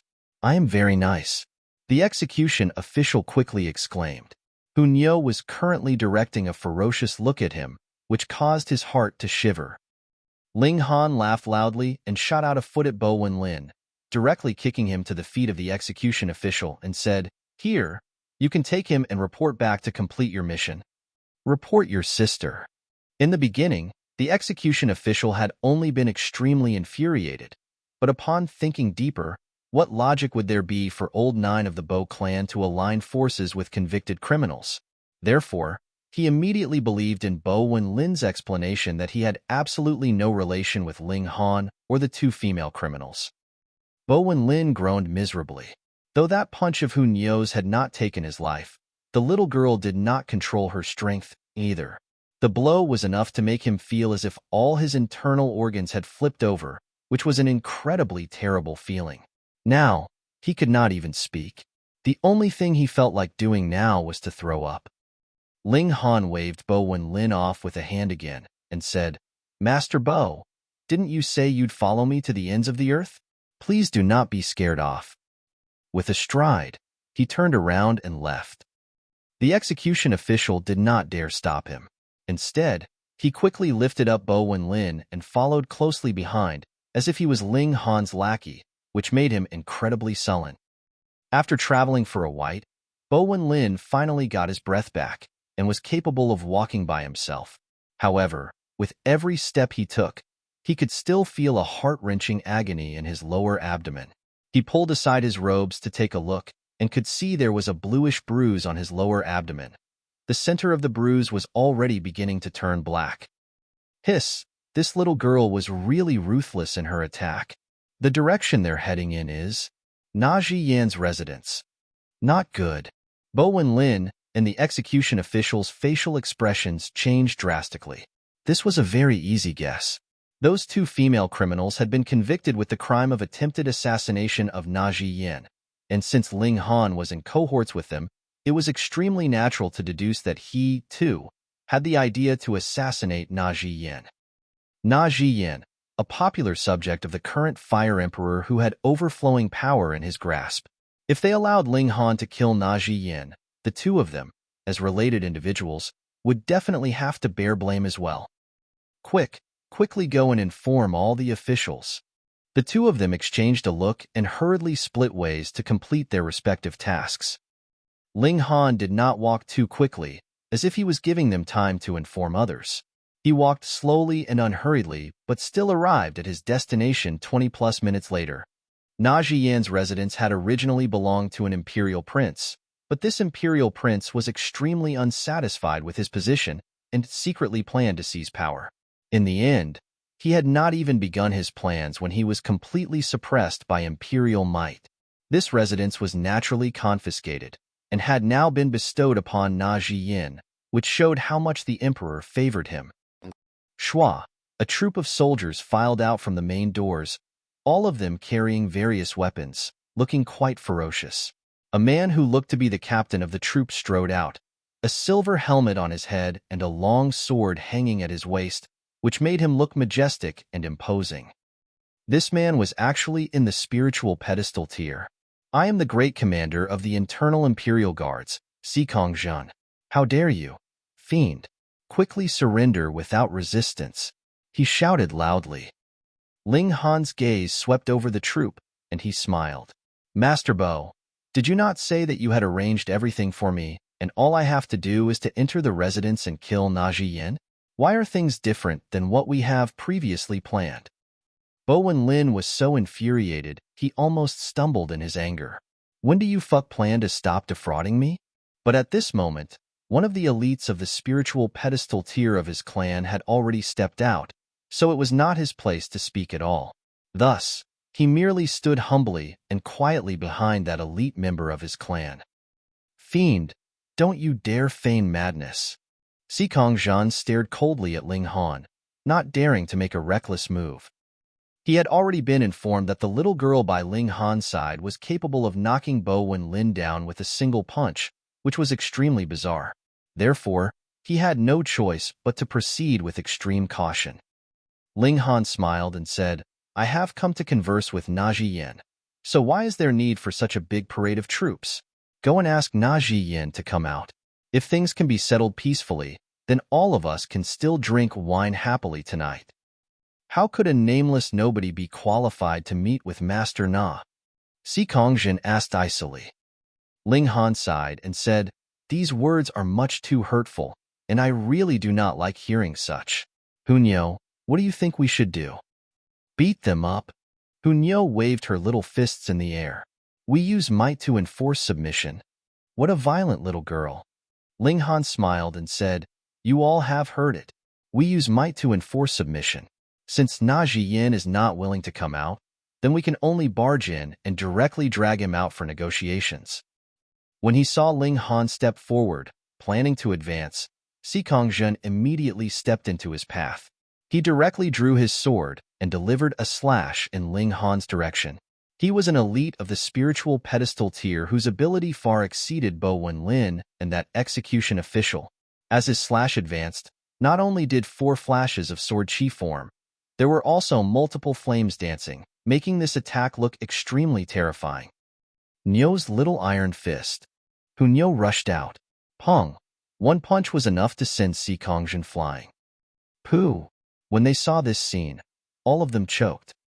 That was Si Kongjin they saw. He was an extreme elite in the 7th layer of the spiritual pedestal tier, and people stronger than him in the entire Fire Country could be counted on 10 fingers. But now, he was actually sent flying by a single punch from a little girl. Who could believe such a thing was possible? Gods, was this little girl a monster? What cultivation level did she have to be at to be able to do something like that? Furthermore, this was only the kid. Ling Han had yet to make a move. Pa, pa, pa, pa, pa. Applause rang out as a white-robed man walked out of the residence.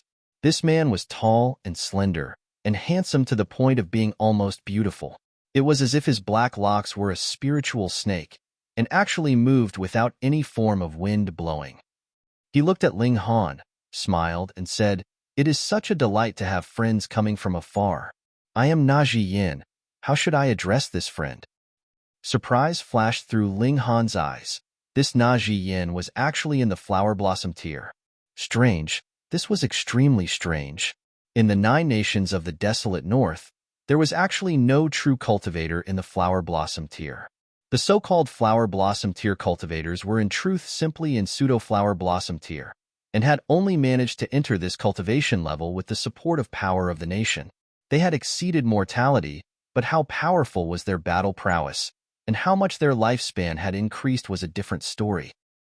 Aside from an overbearing, aggressive character like the Rain Emperor, Ling Han truly did not believe that there would be a genius in the 9 nations of the desolate north capable of taking that step into the true Flower Blossom tier without aid.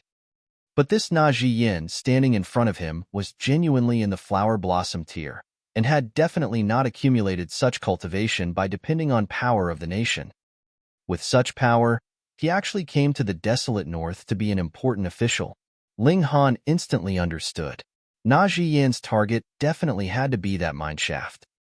Laboriously scheming and spurring the Fire Emperor to reopen that fatal ancient mine, he naturally should not have been aiming for those mineral rocks that would cause madness. He probably was aiming for the cursed tool that had been sealed under the mine, wasn't he? Chapter 526, Using Violence to Enforce Submission. Chapter 526, Using Violence to Enforce Submission. Zhi Yan, I am really curious. What could be buried underneath that mineshaft that could make a Flower Blossom tier cultivator like yourself not hesitate to become a favored minister, willing to put forward plans and ideas for a spiritual pedestal tier cultivator? Ling Han said. Hiss. Immediately, everyone was astonished. Zhi Yan was in the Flower Blossom tier? That couldn't be. That definitely was impossible. These words came out of the mouth of a young man in his late teens, so how could they possibly convince others? Meanwhile, Zhi Yan smiled and said, It is also my first time to see such a young person who is already in the Flower Blossom tier like yourself. I won't say that there will not be no other in future, but at least there has never been one before in history. Puthong. This time, a great number of people stumbled and fell onto the ground. Ling Han was in the Flower Blossom Tier 2. Were these two guys simply flattering each other endlessly? How old could this youngster be? At most 20 years old, right? In the desolate north, someone at this age had to be in the Gushing Spring tier at most. Moreover, how absolutely difficult was it to take the step into the Flower Blossom tier? Even if given 20 years' time, one might not even succeed. What more when this brat only looked to have lived that many years? However, Bo Wen-lin could feel a cold sensation rising deep within his ear. The remembered that his whole body became weak from a mere glare by Ling Han. That kind of power was absolutely strong to a terrifying extent. What if Ling Han really was in the Flower Blossom tier? His son's vengeance, forget it. This might bring ruin to the entire Bo clan. Ling Han laughed and said, Master Na is merely amazed due to lack of experience. There may not be one as young as I in the Flower Blossom tier in this era, but that might not have been the case in the past.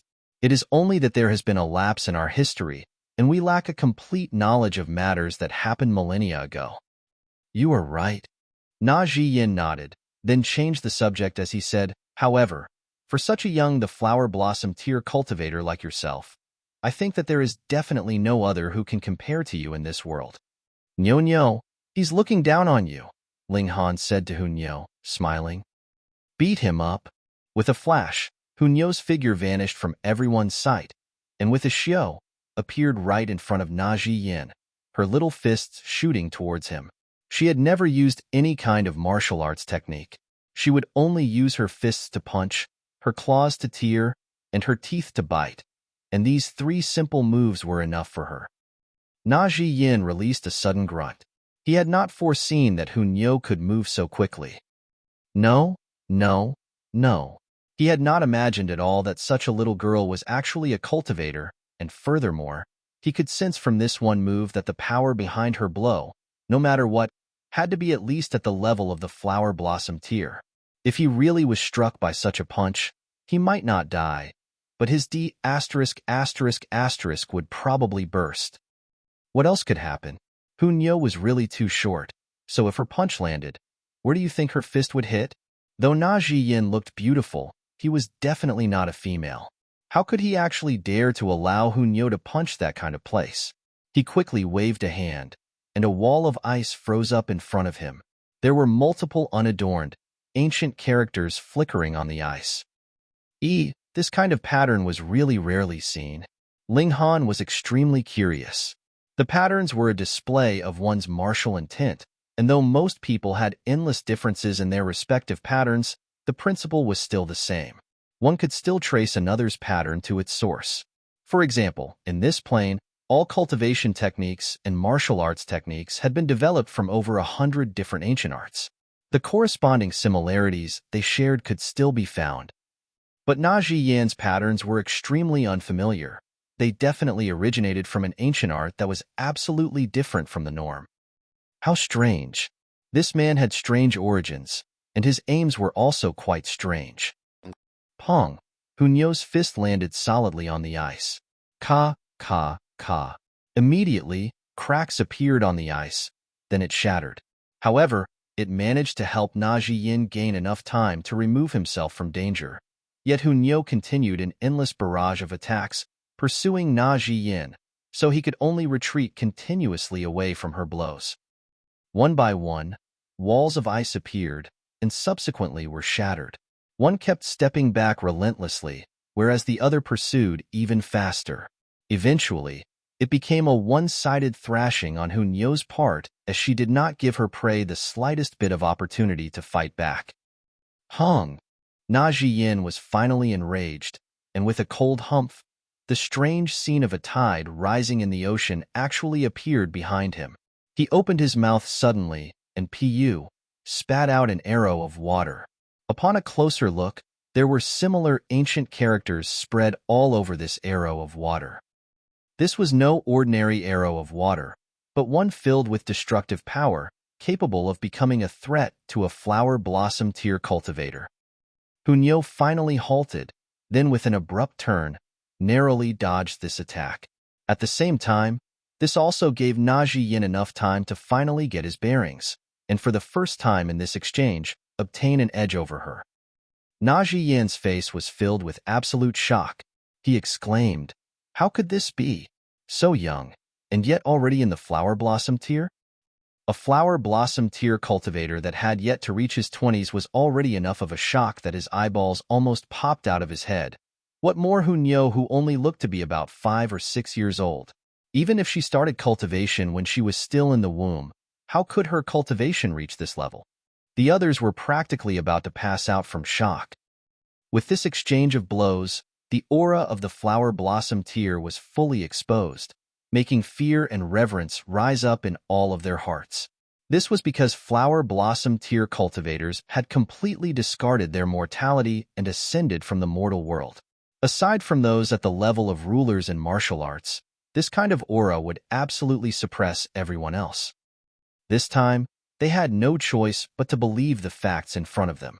Whether it was Zhi Yan or Ling Han, or even a 5 or 6-year-old little girl, they were all in the flower blossom tier. This was unnatural, absolutely unnatural. When had flower blossom tier become so cheap? All of a sudden, there were 3 such mighty cultivators, and moreover, 2 of them were still so young. Ling Han grinned and said, "Frog that sits at the bottom of a well, do you now know there will always be someone else better no matter how perfect things appear to be?" Hunyo bared her teeth at Zhi Yan. She had yet to use her strongest weapon.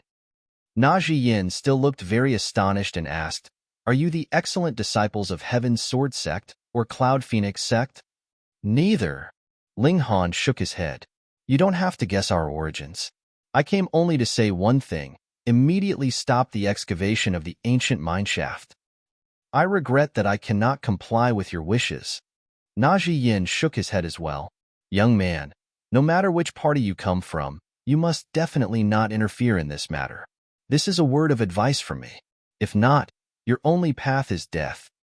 "Oh, is it really so exciting?" Ling Han laughed loudly. "Then I want to play even more." Zhi Yan's face was filled with displeasure, and he asked, "What do you think of my skill?" "Not that great. I will be able to subdue you in 3 moves." Ling Han tossed out casually. Zhi Yan almost died from fury. Forcibly suppressing his anger, he said, "Where I come from, even if there aren't 100,000, there are at least 80,000 people at my level. And there is at least 10 or 20,000 people stronger than me." Hiss! The faces of those from Fire Country all twitched uncontrollably. What kind of terrifying party was that flower blossom tier cultivators numbered 10,000? One had to understand. In the whole Fire Country, only the old emperor from 4 generations ago managed to break through to the flower blossom tier with the aid of power of the nation. Furthermore, the power of the nation of one country was only sufficient to produce 1 flower blossom tier cultivator. Moreover, there were even people stronger than flower blossom tier, and there was even as many as 10 or 20,000 of these terrifyingly powerful people. Too terrifying. What kind of party was that? Ling Han gave an indifferent "oh" and said, "Then I'm really curious now. Which party did you come from?" "Hung, that is none of your business.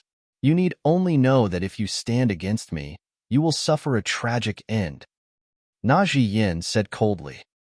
"Nyo, tell me, are we people who have managed to grow so far by being scared?" Ling Han suddenly asked Hunyo. "No," Hunyo exclaimed clearly.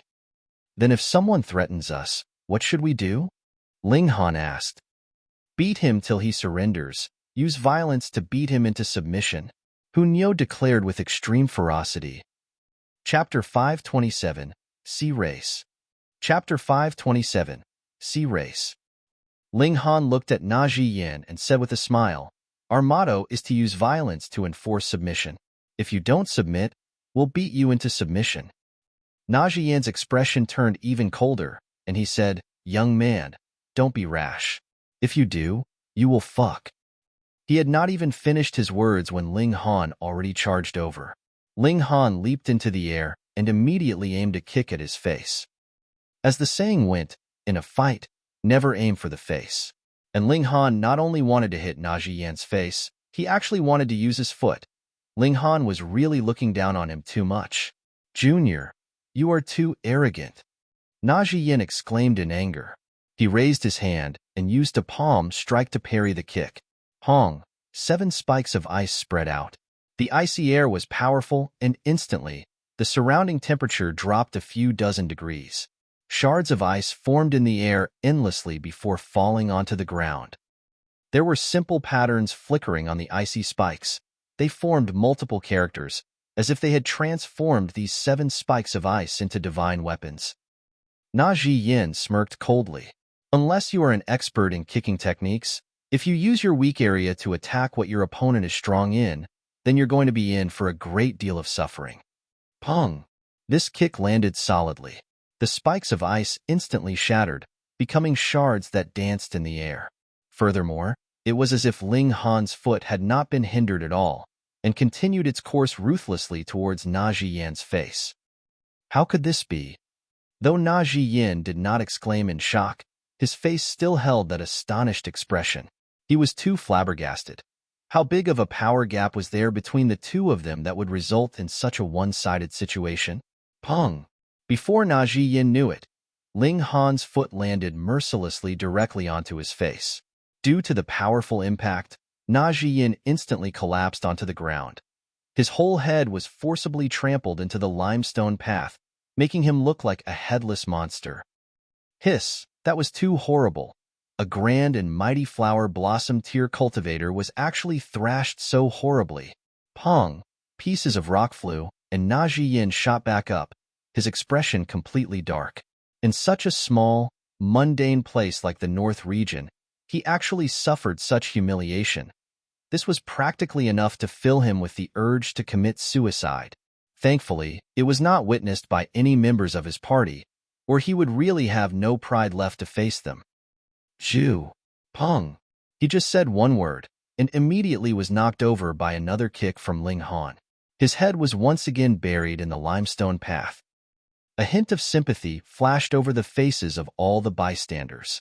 In their eyes, flower blossom tier cultivators were a revered existence as if they were gods, but a being like that was currently suffering so terribly now, having his head being repeatedly stepped on by another.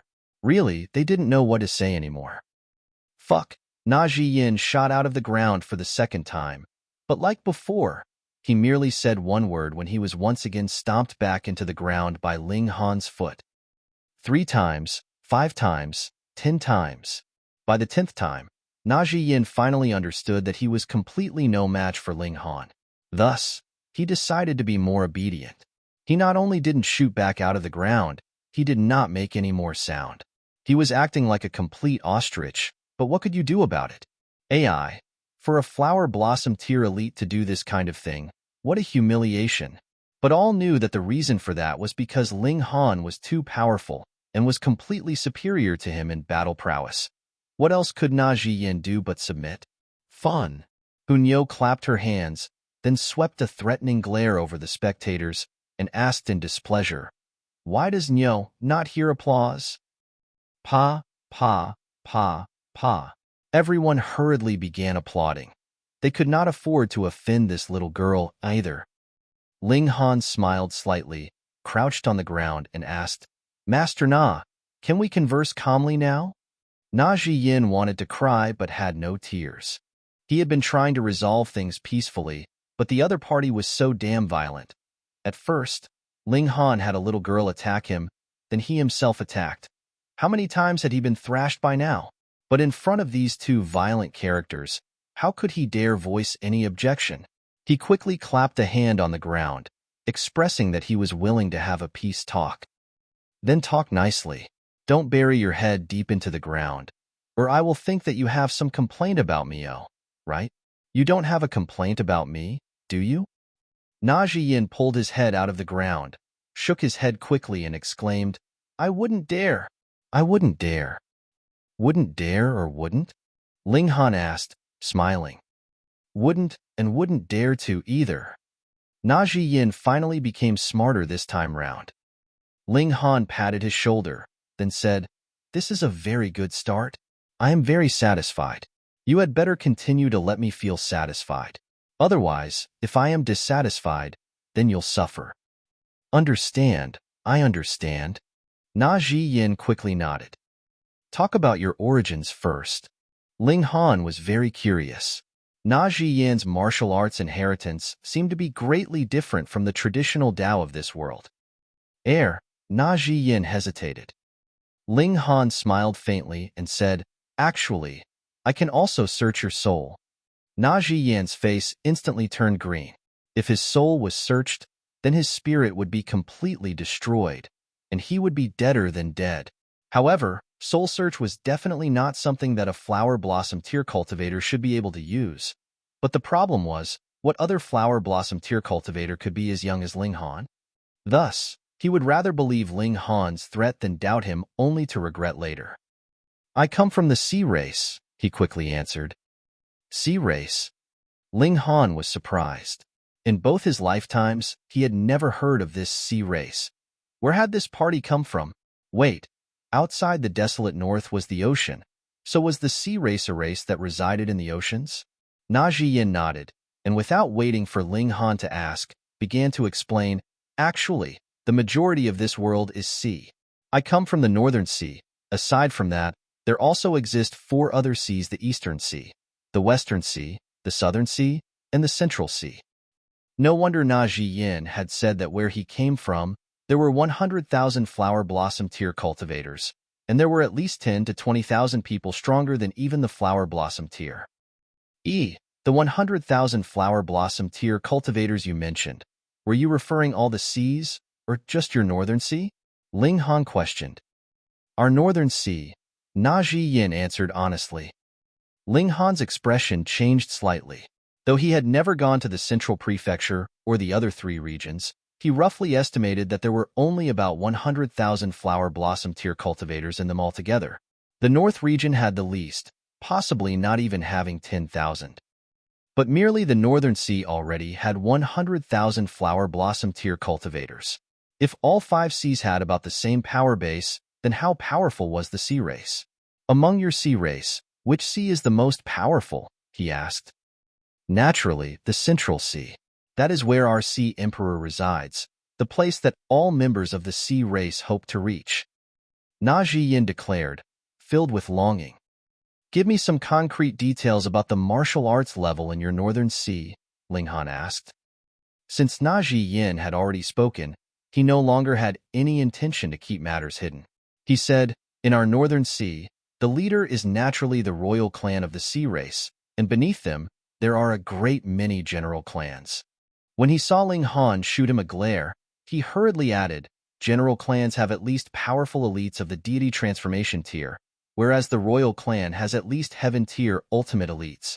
It is rumored that there were even a few kings that had broken through to the shattering void tier, and they are the most powerful existence in the whole world. The shattering void tier? Ling Han could not help but feel rueful. How important was it to be born in a good era? In his last life, there was a great shortage of spiritual qi in the whole world, and the environment for martial arts was terrible. Even monsters like the Sword Emperor could only be trapped in the heaven tier. And with his talent in alchemy, if he had been born in an era like the current one, he definitely could have broken through to the shattering void tier, or even become a true immortal, simply with alchemy. The current him was absolutely not qualified to stand against an ultimate elite of the shattering void tier. Chapter 528, A Vial. Chapter 528, A Vial. When he touched on the subject of the shattering void tier, Zhi Yan seemed to have regained his confidence. He said, human races, sir. Even if your battle prowess is monstrous, you are still only in the flower blossom tier after all. There is no way that you would be able to match the sea race of our northern sea. Furthermore, I am under the command of a lord from one of the general clans to come here to retrieve an ancient object. I shall leave upon retrieving it. Us members of the sea race dislike land, and will definitely not invade the land masses. These words were quite believable. At least, Ling Han had never heard of the sea race in his last life. Obviously, they each minded their own business, and did not make any attempts to trespass onto each other's territory. Ling Han laughed loudly and said, Has your brain been kicked by a donkey? In the territory of our human race, you still ask me not to meddle in the business of others? Zhi Yan instantly felt cold. It was one thing how powerful the sea race was. The problem now was that he had fallen into Ling Han's hands, and whether he lived or died was completely at the latter's whim. He quickly said, "I know my mistake. I know my mistake." What a humiliation. An elite of the flower blossom tier would actually act so humble. Though people could not hear what Ling Han and Zhi Yan said, simply looking at the submissive, servile display that Zhi Yan was putting on, they were aware that he now wanted nothing more than to lick Ling Han's shoes. Disdainful. General clan. Those that have heaven-tier cultivators? Ling Han rubbed his chin, then asked curiously, "Since your sea race is so powerful, why did they send someone like you?" Zhi Yan was feeling very depressed.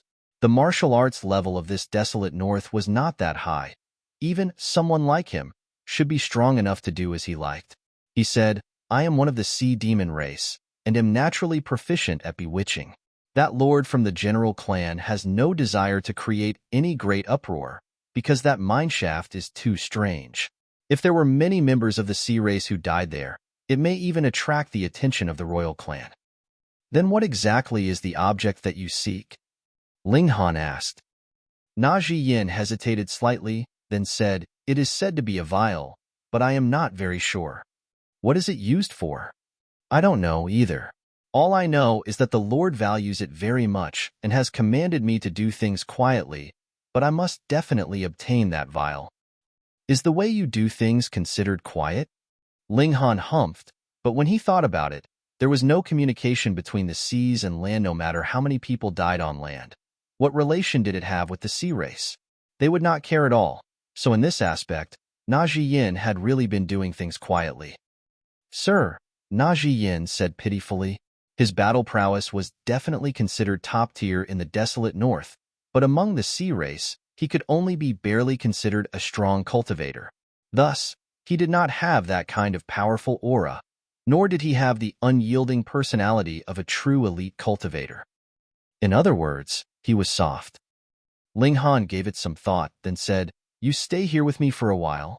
He knocked Zhi Yan unconscious with a single palm strike, then withdrew him into the Black Tower. Because of this member of the sea race, who knew how many humans had died, Ling Han naturally would not let him go so easily. However, he still wanted to ask Zhi Yan for some more information about the sea race, and thus had no plans to kill the latter as of this moment. Seeing a flower blossom tier cultivator so easily dealt with by Ling Han, everyone's hearts were filled with anxiety. If Ling Han wanted to kill them, that would merely be as easy as flipping his hand over. Flower blossom tier cultivators had transcended mortality and were inconceivably powerful. Ling Han looked at Bo Wenlin, smiled, and said, "Master Bo." "No, no." Bo Wenlin waved his hands quickly. If he was actually addressed by an elite cultivator of flower blossom tier cultivator as master, that was obviously like grilling him on top of an open fire. Ling Han said in displeasure, "Master Bo seems to like cutting off the words of others." Bo Wenlin really felt like dying. He simply did not want Ling Han to address him respectfully. What did he do wrong again? But when Ling Han said that, how could he dare to talk back? He merely shut his mouth obediently. "Come with me to see the Fire Emperor," Ling Han said, smiling. Bo Wenlin instantly hesitated. "It can't be that you're in the mood for some murder and want to kill even the Fire Emperor, right? Didn't Master Bo say that you would follow me wherever I go?" "I remember very distinctly those were your exact words," Ling Han said, smiling. "The thing I hate most is those who go back on their words." "Do you want me to hate you?" Hunyo bared her teeth, killing intent soaring. Whomever Ling Han hated, she was very willing to use her little fists to smash him into pieces. With two flower blossom tier cultivators staring at him, what else could Bo Wenlin say? He could only say, "I am willing to go with you, sir." Ling Han smiled, then said, "Let's go then." After the three of them left, the others finally gasped in relief. All of them could feel a layer of cold sweat on their backs. The pressure exuded by flower blossom tier cultivators was really too terrifying. Such beings were on a completely different level from them. That powerful cultivator seems to be deliberately picking on Bo Wenlin. How did old 9 of the Bo clan offend him? That can't be, right? If he really committed an offense, that elite cultivator needs only a finger to squish him to mush. I know, Bo Wenlin's son had previously made a move against that elite cultivator, yet was killed in the process. Old Nine of the Bo clan would naturally not let things slide, so he ran over to hunt down the elite cultivator, which is what led to the events after. I see. Looks like we all have to discipline the juniors in our own clans so that they won't inexplicably offend a powerful cultivator. That could really lead to death and ruin for the whole clan. That's right. They all sighed ruefully, and Ling Han had succeeded in his scheme. He was not simply torturing Bo Wenlin for fun, but was also using him to set an example so that these great clans that were used to being arrogant and condescending reflected on themselves in their own actions. In the wider world, there would always be someone stronger and more talented than themselves, so they should not be too arrogant in their ways. Getting back to the subject, Ling Han and the others were heading towards the Imperial Palace. They did not walk too fast, so by the time they arrived at the Imperial Palace, the entire Imperial Palace had entered into a state of emergency. There was a terrifying array already activated, as if they were prepared to face some great enemy. Halt! Someone yelled loudly. This is an important place of Fire Country, and it is forbidden for outsiders to enter. Ling Han smiled faintly and said, I have something to say to the Fire Emperor. Tell him to come out, and we can all speak peacefully. Don't make me resort to force. In truth, I am one who dislikes using force and violence very much. The corner of Bo Wenlin's mouth twitched involuntarily, and he secretly mocked in his heart. Then who was that guy whose motto was to use violence to enforce submission? Leave immediately. Another voice transmitted from the Imperial Palace. Now, everyone was well aware of how powerful Ling Han was. Who would dare shut down the protective array? Without the defenses provided by the array technique, how could they be able to stop an elite flower blossom tier cultivator? Even if that old emperor of Fire Country came, there was still a chance he might not be able to protect all of them. Ling Han clapped a hand onto Bo Wenlin's shoulder, smiled, and said, Do you all recognize this person? I will give you the time for 10 breaths, and if I still do not see the Rain Emperor by then, I will kill this guy. Bo Wenlin instantly shivered. How could the Fire Emperor possibly risk his life and appear for his sake? He was definitely going to die. Ling Han laughed loudly and said, I am only joking around with them. Bo Wenlin sighed in relief, thinking, I am really going to be broken from being played around by this guy. I will only cripple your 4 limbs, Ling Han continued. Ah. Bo Wenlin was again scared and could not help but shudder again. AI, you really don't know how to appreciate jokes. Forget it. I won't tease you anymore. It would be better if I just went straight ahead to break through the array technique and met the Fire Emperor directly. Ling Han looked ahead, activating the Eye of Truth.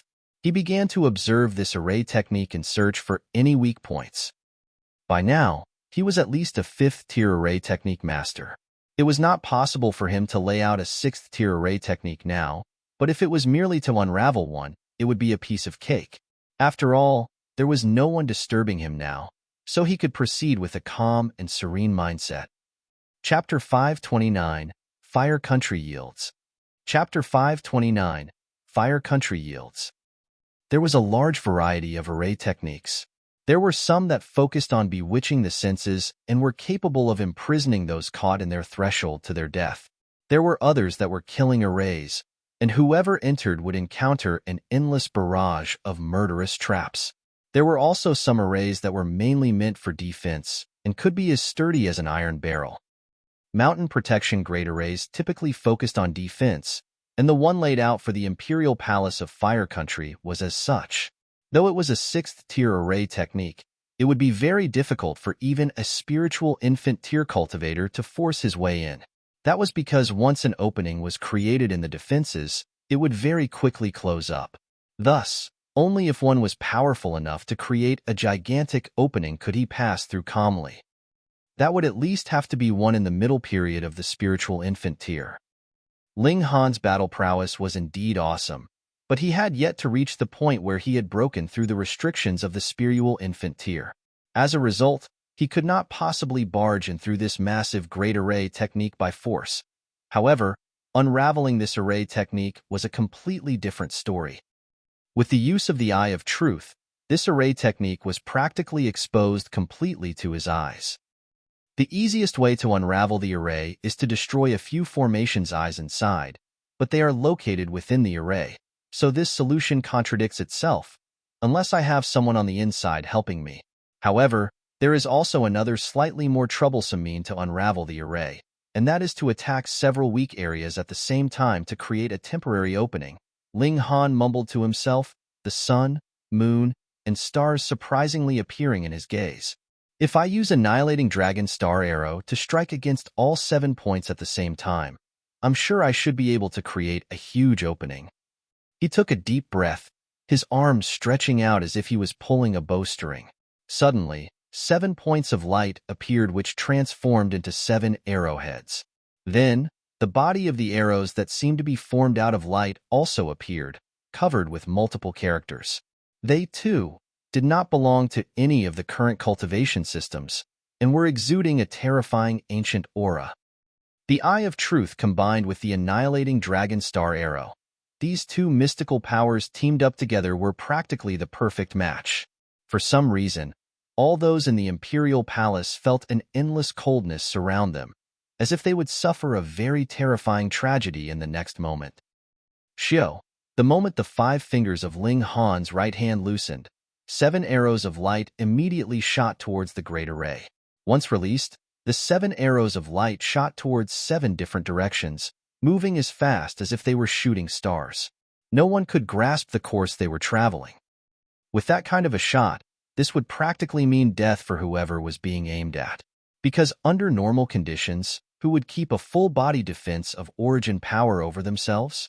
Wong, Wong, Wong, the arrows shot out, but they did not hit the Imperial Palace directly. A protective screen appeared, blocking the advance of these arrows, but countless cracks appeared on this screen of light, and it suddenly shattered as if it was made from fragile porcelain. Ling Han smiled. With his Eye of Truth, this great array could not even withstand a single strike.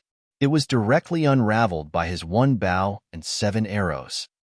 Of course, this was also because the Annihilating Dragon Star Arrow was exceptionally powerful. Otherwise, even if one managed to find the weak points, he might not be able to unravel the array, either. After all, these weak spots were only relatively weaker than the other areas, so how could they be broken through by simply any random attack? However, the formation's eyes for the array had not been destroyed, and with the continuous gathering of the surrounding spiritual qi, the reconstruction of the great array had begun. Let's go. Ling Han did not have the time to practice his archery skills here. He immediately picked Hunyo up and entered the Imperial Palace. At this time, even if the great array was reactivated, there was not much use. Ling Han had already entered the array, and it would be considerably easier for him to unravel the array from within. He need only destroy the formation's eyes. What? He actually unraveled the array and came in. That can't be, can it? This great array is something that perhaps even an elite spiritual infant tier cultivator may not be able to break through. Everyone exclaimed in shock. This was really unbelievable to the masses.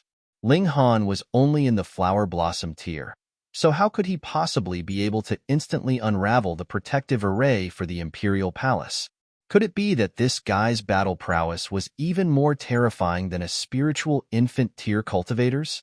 What were they supposed to do now? Even their great protective array was rendered useless.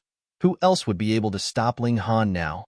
Young friend, if there's anything you need to say, please say it to me. I believe that no matter how big the matter is, I would be in a position to make a decision. At this moment, an old man appeared. He looked to be in his 70s or 80s, seeming as if he could close his eyes in eternal sleep at the moment. There were actually flames raging upon his head.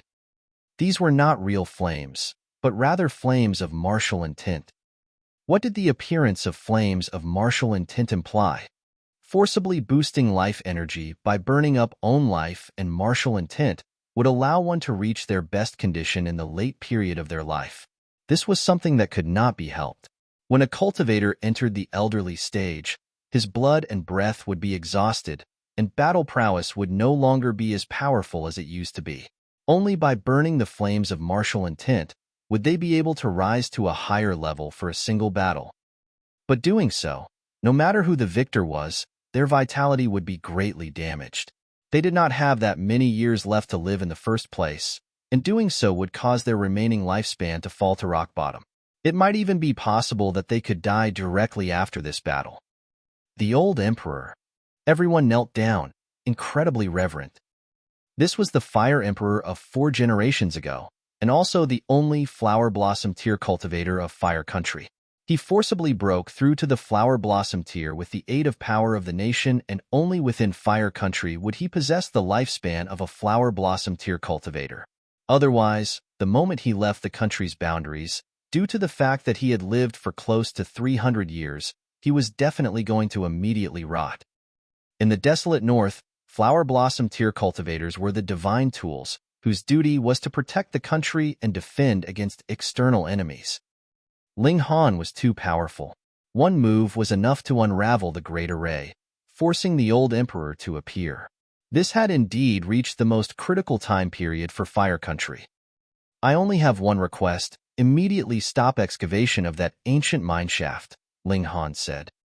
The old emperor looked slightly hesitant. That old mineshaft could allow cultivators of the spiritual pedestal tier see some hope of breaking through it, was the hope for a real breakthrough. What did that mean? It meant that there would appear more than one ultimate elites of the Flower Blossom tier in Fire Country. Then, Fire Country could definitely have a chance at sweeping aside all other 8 countries and bring the whole desolate north under its banner. More land and more citizens would lead to an even stronger power of the nation. Then, there would appear even more Flower Blossom tier cultivators in Fire Country. Even if the mineshaft had been emptied out, power of nation would not dry up, and the great empire of Fire Country would thus be passed on for many generations. There was too much involved in this, so the old emperor was naturally hesitant. All right, I agree. After merely a moment, the old emperor nodded in assent. If they could not even manage to get through this dilemma they were currently facing, what was the point of deliberating about their future? Ling Han said calmly, "I hope you are not giving me a half-hearted agreement.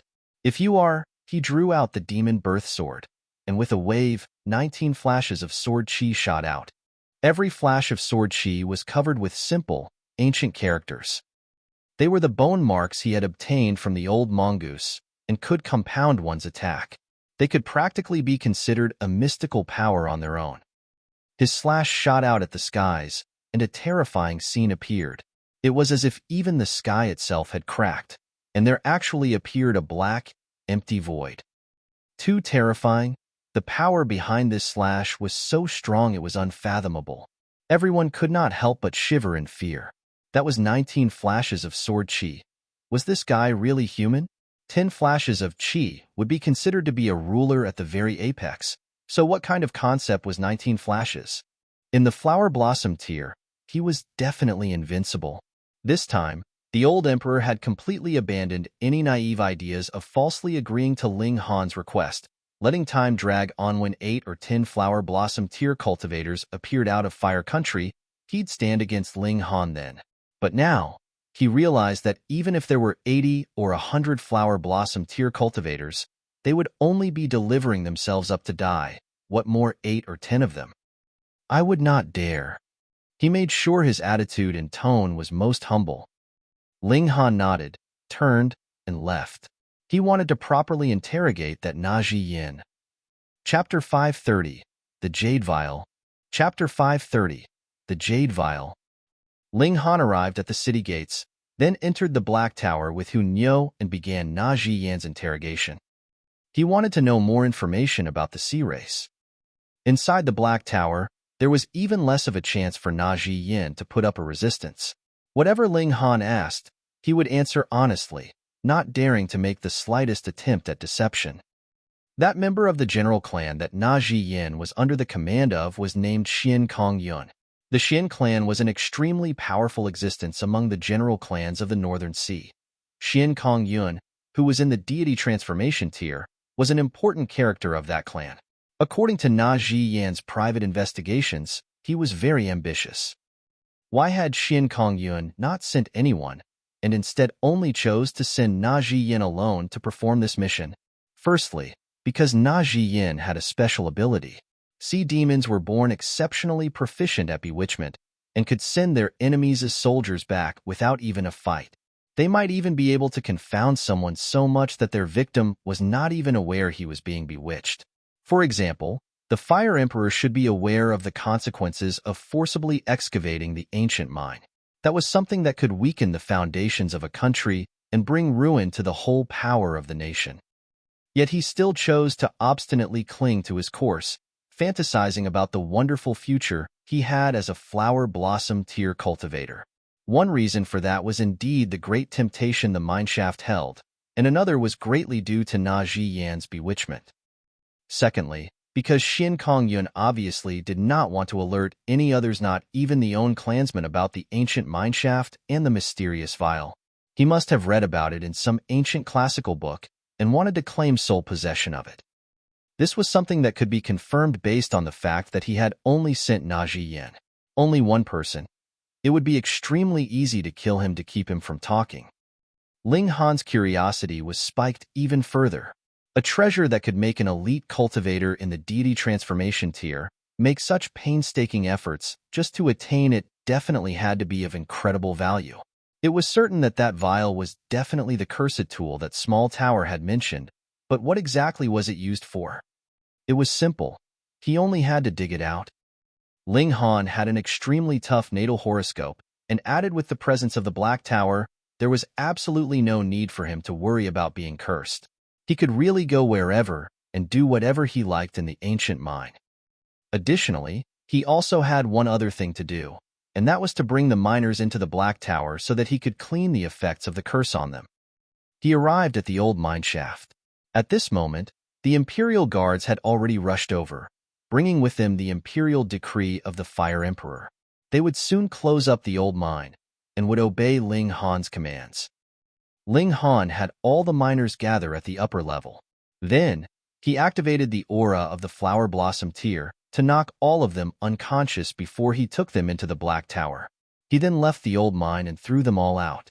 As for the question when they would regain consciousness or what reaction they would have, Ling Han couldn't care less.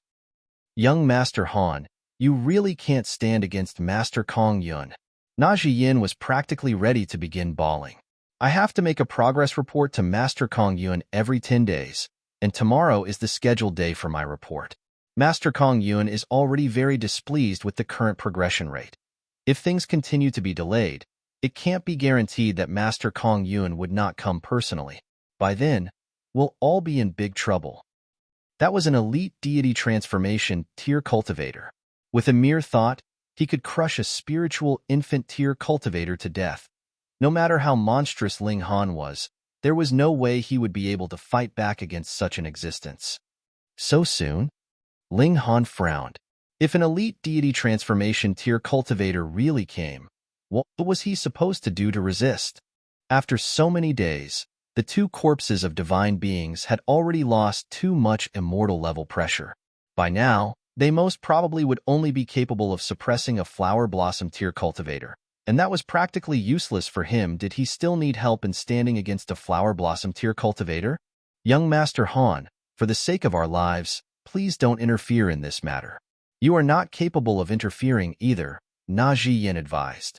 Furthermore, he suspected that the vial, which even a deity transformation tier cultivator like Si Kongyun placed so much importance on, had to have effects even superior to the level of deity transformation tier. If so, it definitely had to be incredibly awesome.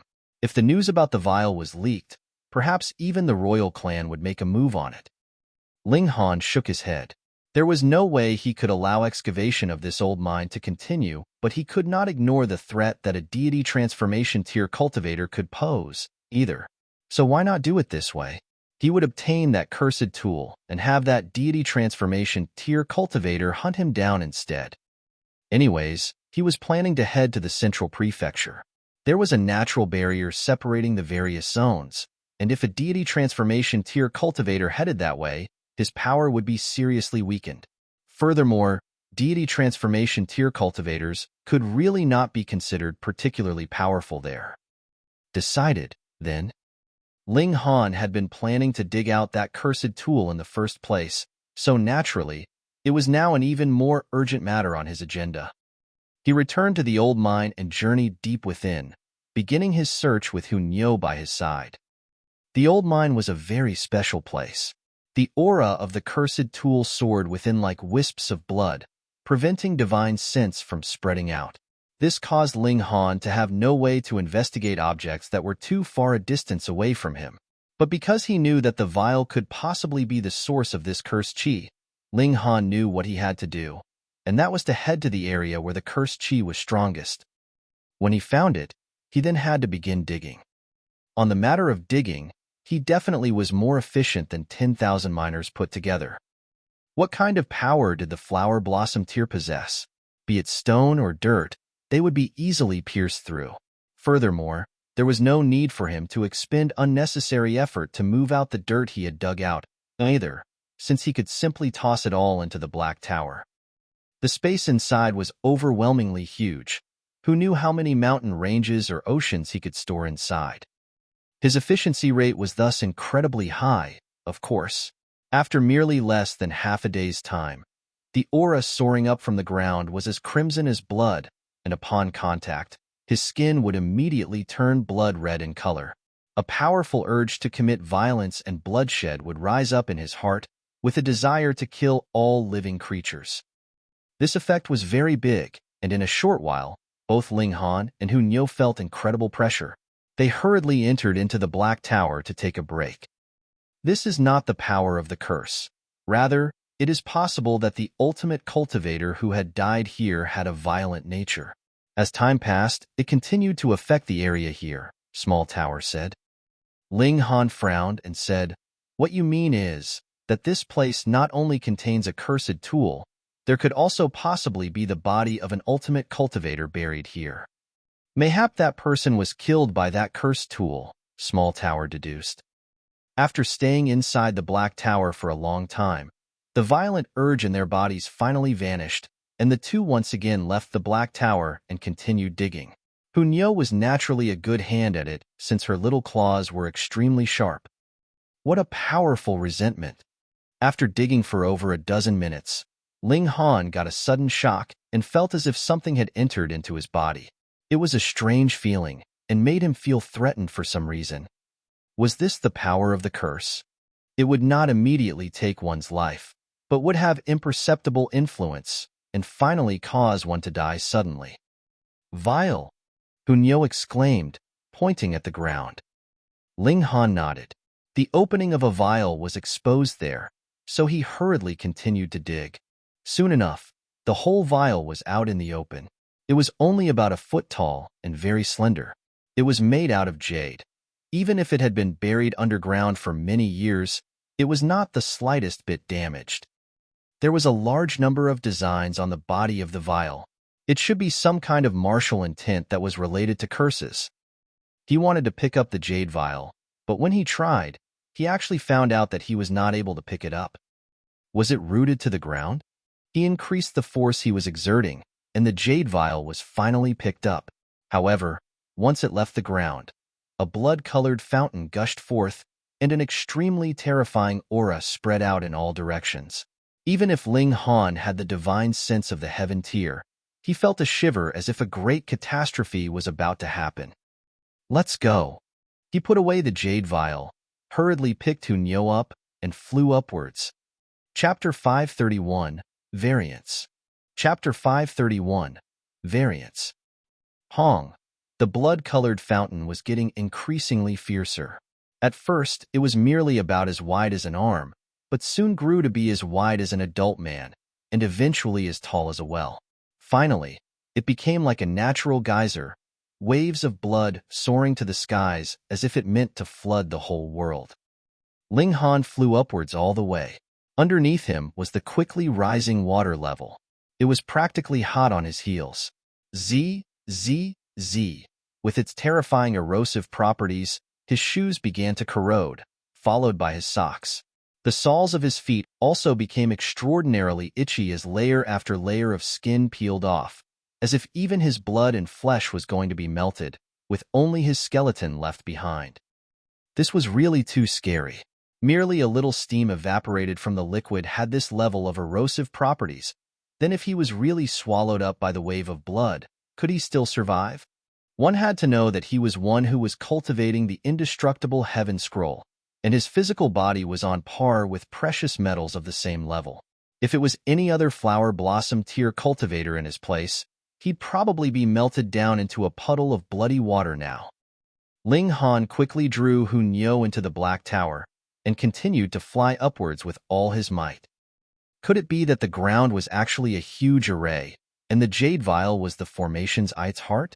Now that he had extracted the formation's eye, the huge array stopped functioning, and whatever was being suppressed inside immediately appeared. Then hadn't he caused a huge problem? Thankfully, everyone who was here had evacuated. Otherwise, the miners who had been here would have been swallowed up by this ocean of blood. Pong, Ling Han flew up to the skies and soon reached a spot right above the old mine. The pillar of blood soared to the skies and reached at least 100 feet in height before it began to fall back down. Great amounts of bloody water surged forth, and the whole ancient mine had become a lake in a mere instant. As far as the eye could see, it was a stretch of blood red. Ling Han stood on the banks of the lake and held his breath.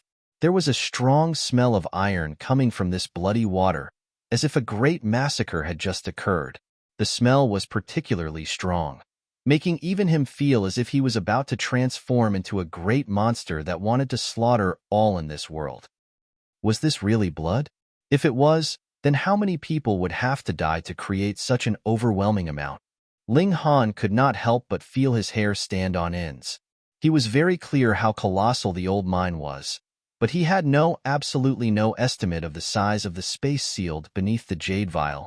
But to fill up merely the whole space inside the old mine, perhaps the blood of even 10 million might not be enough. You guessed wrongly. At most, there is only the blood of about a dozen people, Small Tower piped up. How could that be? Ling Han immediately exclaimed in shock. If the amount here was only the blood of about a dozen people, then how big would these people have to be? The size of a mountain? The higher the ability of a cultivator, the more blood they possess. A little blood would be enough to form a sea by itself.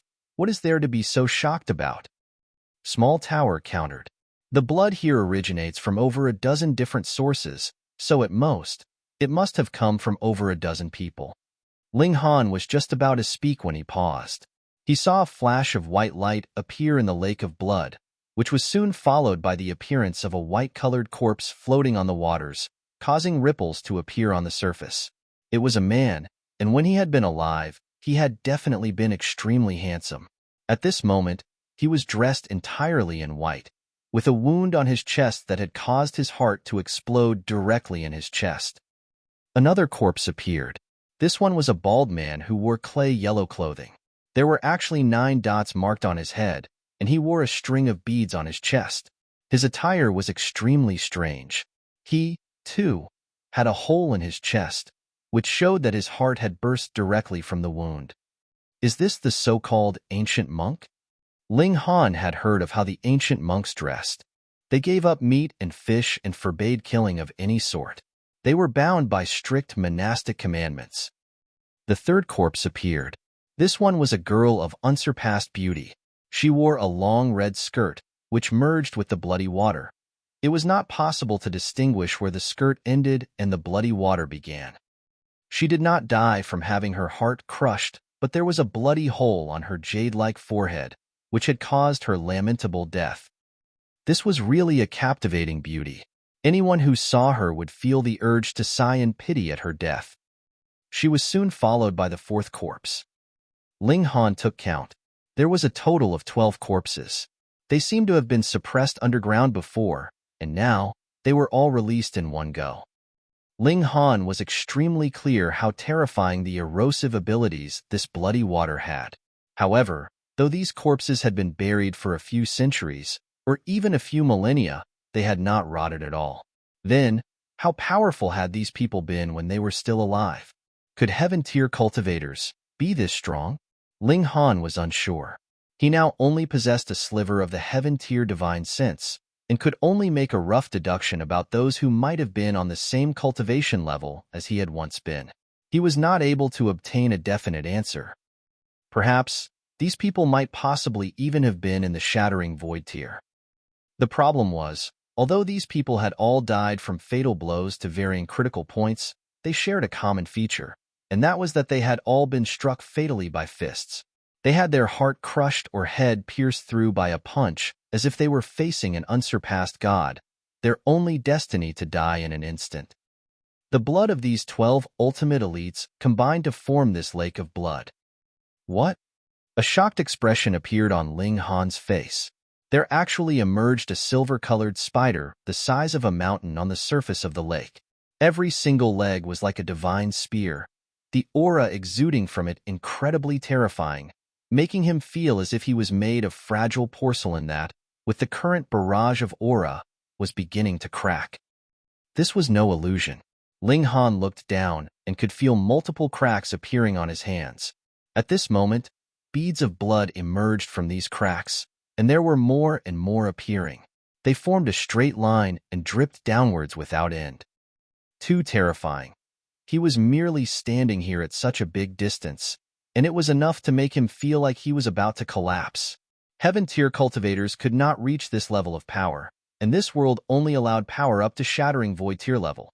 Thus, this silver spider definitely had to be of the Shattering Void tier level. This giant silver spider merely glanced at Ling Han yet did not have any expression at all. It behaved high and mighty, as if it was an invincible creature.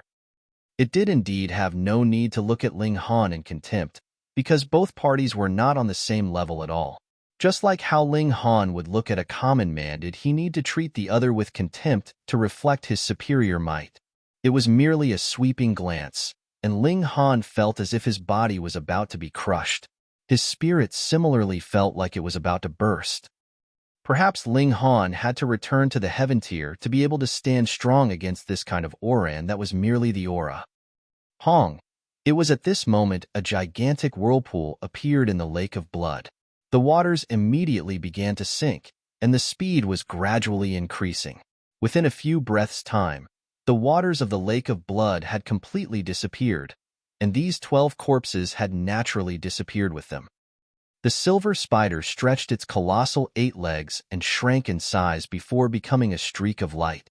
With a show, it leaped into the mineshaft and could no longer be seen. What was up with this old mine? Ling Han frowned deeply.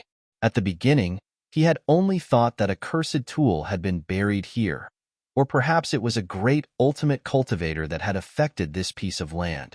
However, though he had indeed obtained a cursed tool, 12 corpses that had been extremely mighty in their lifetimes had also appeared.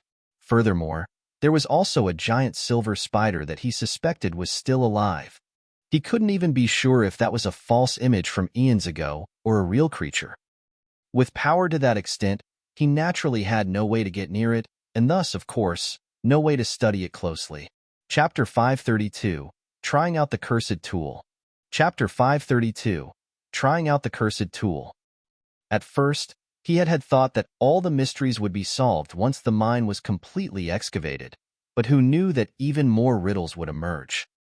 The bloody waters had completely vanished, and peace returned to the old mine. However, Ling Han was not the slightest bit at peace. He sensed that there were still great many secrets hidden in this world. In his last life, he had indeed explored numerous ancient sites, but in terms of level, this time could be considered number 2. The first on the list was naturally when he encountered the Black Tower, which had crushed him directly. Moreover, Small Tower would frequently act Sundara and say that it could destroy this entire world with a single move. Ling Han entered into the Black Tower. Since he was not able to figure things out for the moment, he'd first deal with that Vial. Small Tower, what is this thing? He asked. A cursed tool, Small Tower said calmly, appearing out of nowhere. This tool spirit had always been very Sundara. Whatever it saw, it would think it was inferior to itself by uncountable levels.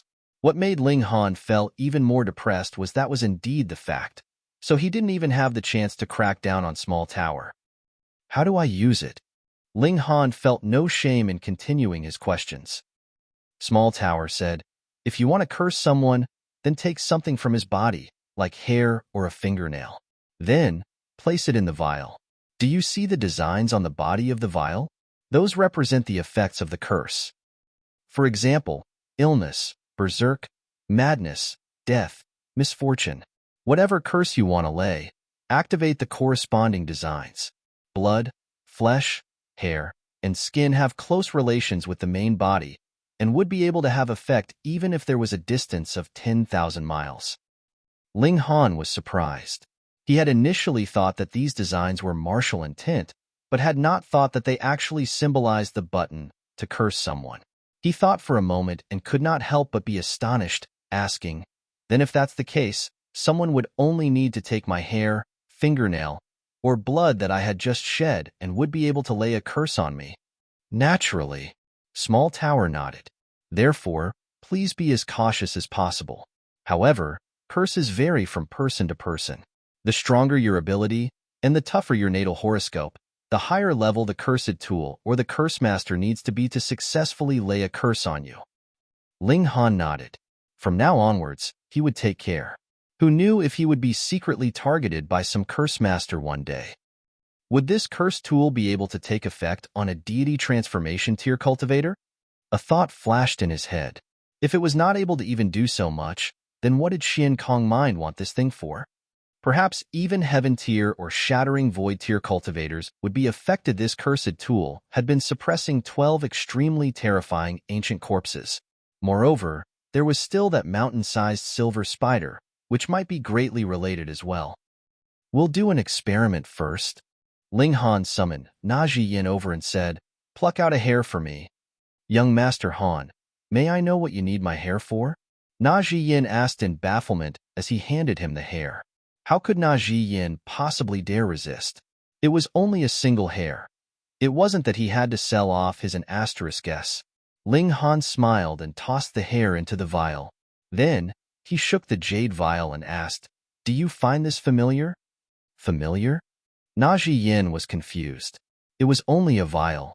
Could it be that Ling Han had taken it from his residence? But he did not have the slightest bit of memory about it. Ling Han patted his shoulder and said, I advise you to have some mental preparation. He pressed a finger down onto a design and inserted a small amount of origin power as per what Small Tower said. Immediately, this design was activated.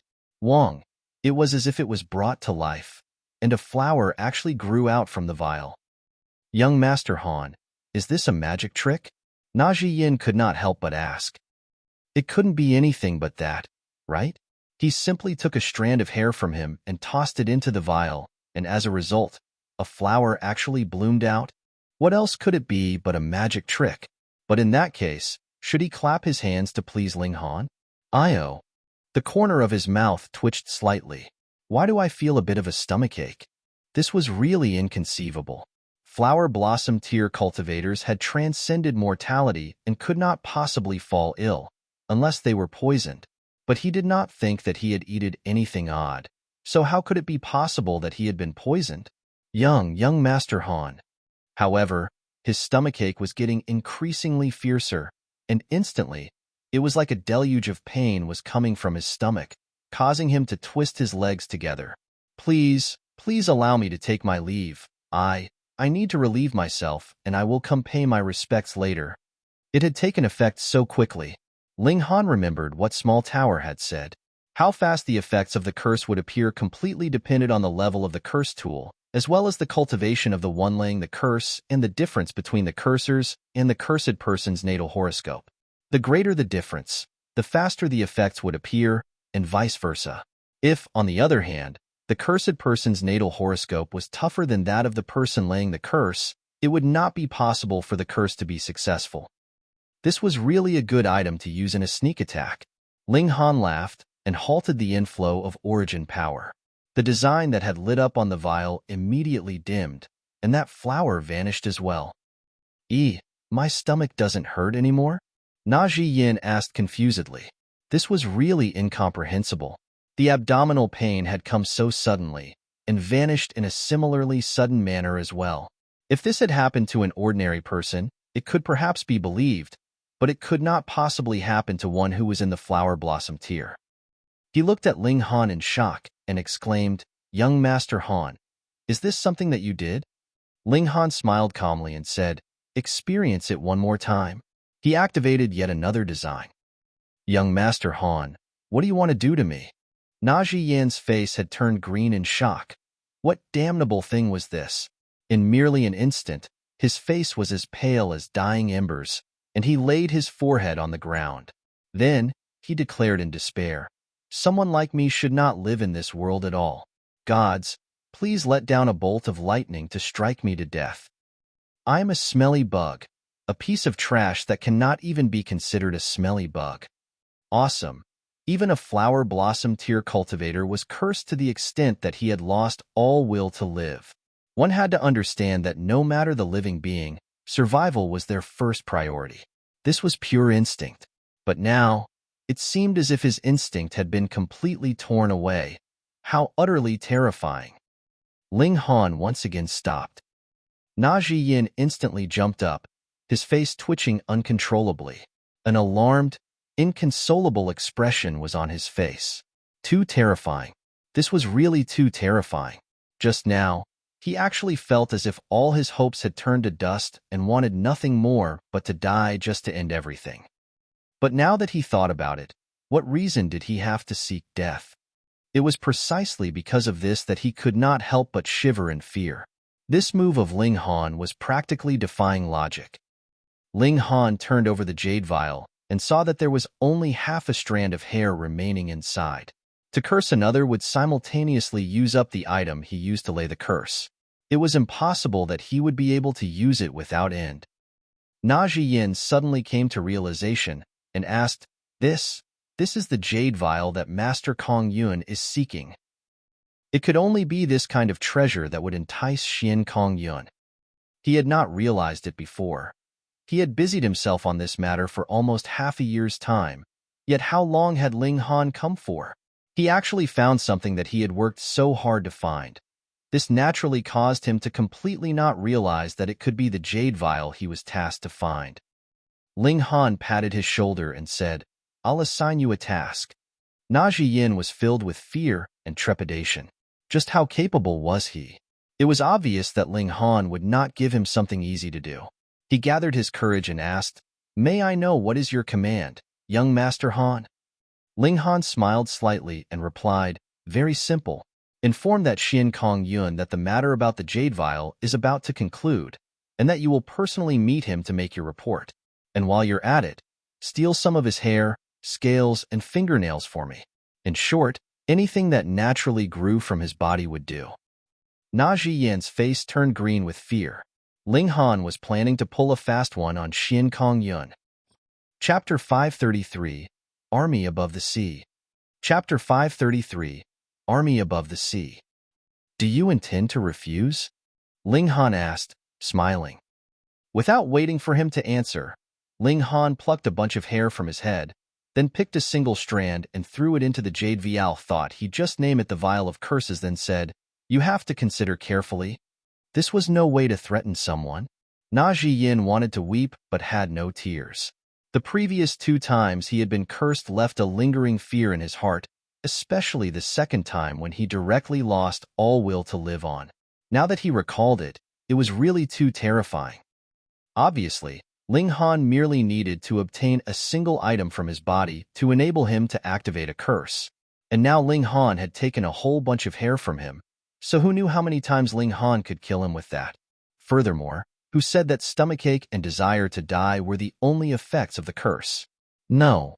To be able to do something for young Master Han would be my honor. Zhi Yan immediately proclaimed, his expression filled with a strong sense of righteousness. Ling Han patted his shoulder and said, "Not bad. This is what I wanted to hear. As a person, you have to be brighter and more loyal to your friends."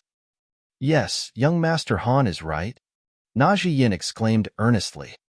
Ling Han knocked him unconscious with a single smack, then took him out of the Black Tower. Though he had the cursed tool to hold over Zhi Yan's head, if he could avoid the secret of the Black Tower from being known, Ling Han still chose to do so. After he brought Zhi Yan back to the Imperial City, Ling Han smacked him back to consciousness and said, "Go on. Oh right. Don't think that you will not be affected once you run far away enough. 3 days later, I will let you experience more fun." "Young Master Han, I believe you. There's no more need to test it out." Zhi Yan hurriedly waved his hands. "How could that be allowed? If we don't test things out, how could my sincerity be proven?" Ling Han asked in displeasure. Fine, threatening someone could still be categorized into being sincere or insincere. Zhi Yan could only leave obediently. He definitely had to complete this task. Only that way would he get a chance of survival. If Xin Kongyun died, then naturally no one would know what he had done. Curse someone to death? Haha, who would believe that something like that was possible?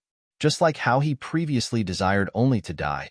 Even if he really had died, who would believe that he had actually been murdered? However, he did indeed have some doubt. From a great distance away, would that thing still really be able to curse him? He definitely had to confirm this fact. Otherwise, when he successfully conned Xin Kongyun, yet the latter was not cursed to death, Zhi Yan was still definitely going to die. In the following 3 days, he put all his energies into speeding up his travel, aiming to leave Ling Han as far away as possible in order to test if that treasure was really capable of imperceptibly killing another from miles away. He soon entered into the sea and did not choose to soar through the skies. The moment he entered the sea, his legs actually miraculously vanished and became a long fish tail. With a strong flick, his speed instantly spiked. He swam towards the deepest parts of the ocean and was much faster than when he'd been soaring above the land. The sea race were indeed suited to live in the sea. Only in the sea could their battle prowess be maximized. The seabed was very dark, but for a flower blossom tier cultivator, this was nothing. On his way, various scenes that were familiar to him appeared, and so did various types of sea race. Though flower blossom tier beings could not be considered the topmost elite in the sea race, they could still be ranked as one of the elites. Thus, on his way, there was a considerable number of sea race people that paid him their respects. There were also some young girls of the sea race who threw him coy glances like mad. The sea demon race were known for their captivating beauty, so he naturally attracted countless young girls. Just when Master Na was feeling very pleased with their attention, a scene that engendered much curiosity appeared. Master Na suddenly flopped onto the seabed head first, and with bubbles gurgling from his mouth, said, "I am a smelly bug. Just let me die." It was really a scene that caused a number of people to pop their eyes out in shock. It took effect. All of a sudden, Zhi Yan felt feelings too complex to unravel. There was only one thought in his mind: definitely had to complete the task that Ling Han had assigned him, or he was definitely going to die. Ling Han did not think about Zhi Yan and Xin Kongyun for the moment. Anyways, if Zhi Yan could manage to bring back some hair or skin from Xin Kongyun, then he'd just curse the latter to death. If he couldn't, then he'd simply head straight to the middle state and just let the latter chase him. He returned home. After so many days away, he naturally wanted to spend some quality time with his family. If he could manage to resolve completely the matter of the sea race, then there would be no need for the Ling clan to move. If he could not, then it would be best for them to relocate elsewhere. Lu Yutong and the other girls were gentle in every possible way. However, Zhu Xian'er's injury had already recovered a number of days, so there was no more reason for her to delay things further. As a result, she begged her leave to deliver the medicine back to the Half-Moon sect. After that, she would directly head to Extreme Yang City and wait for Ling Han to arrive. After a few days, he headed to the Imperial City again because he had agreed upon a meeting with Zhi Yan after 10 days. After staying in the Imperial City for a day, Zhi Yan returned. He delivered up a sack and said, "Young Master Han, I only managed to obtain 3 scales that Master Kongyun had shed." He was afraid Ling Han would be displeased, and hurriedly continued, "Master Kongyun is a parting waters beast from ancient times. The scales he sheds are priceless materials for forging protective armor, so they are very difficult to obtain. Ling Han smiled and said, "That's all right. As long as these scales have been shed from his body, they should do." He knocked Zhi Yan unconscious and drew him into the Black Tower. Then, he took out the Vial of Curses, crushed a single scale a bit, and stuffed it inside the vial. After that, he directly activated the Curse of Death. Instantly, a flower bloomed. This meant that the curse had been successfully placed. Otherwise, if the person cursed was of too high a level, or had too tough a natal horoscope, which caused the curse not to take effect, then this flower would not bloom at all. A high and mighty deity transformation tier elite was killed with a curse just like that from miles away. Ling Han felt coldness rise from his heart. There really was a multitude of rare and bizarre techniques in this world. Who knew if there would be some other kinds of power that could also similarly kill a person from a great distance away, just like the Vial of Curses? However, this kind of technique would definitely have its own limitations. Actually, if one was careful enough, it was still possible to dodge it. Since the curse was successful, Ling Han returned home and decided to stay for another 2 months before heading to Extreme Yang City and join up with Ying Hong and Zhu Xian before they all traveled to the Middle State. However, his days of peace only lasted for half a month. This day, a wave suddenly rose up on the sea, which then led to great chaos. Though the Ling clan had little contact with the outside world, there would still be a few clansmen who moved around outside. It was soon discovered that in recent days, refugees had appeared in the town. Furthermore, their numbers were increasing gradually. When they asked these refugees, they found out that troops had appeared above the sea, sweeping through all obstacles in their way, heading directly in the direction of the Imperial city. Troops above the sea? Ling Han was astounded. Could it be that Xin Kongyun had not died? Still, wasn't this guy extremely low-key?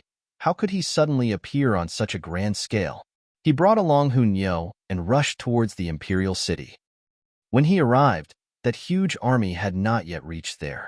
Thus, he headed in the direction of the sea, and after a day's travel, the troops above the sea were finally visible. They didn't seem much different from human troops, but all were foot soldiers. They numbered about 1,000, and ahead of them, there was a unit carrying flags. They all wore scaled armor, which was a bit different from a normal army. Their weapons were mostly made up of long spears and battle axes. Aside from that, there was a considerable number of those who had webbed hands and webbed feet. They did not wear shoes, so it was easily visible. The Sea Race. Chapter 534, Princess of the Sea Race. Chapter 534, Princess of the Sea Race. The army only numbered slightly over 1,000, but the minimum level of the soldiers was in the spiritual pedestal tier.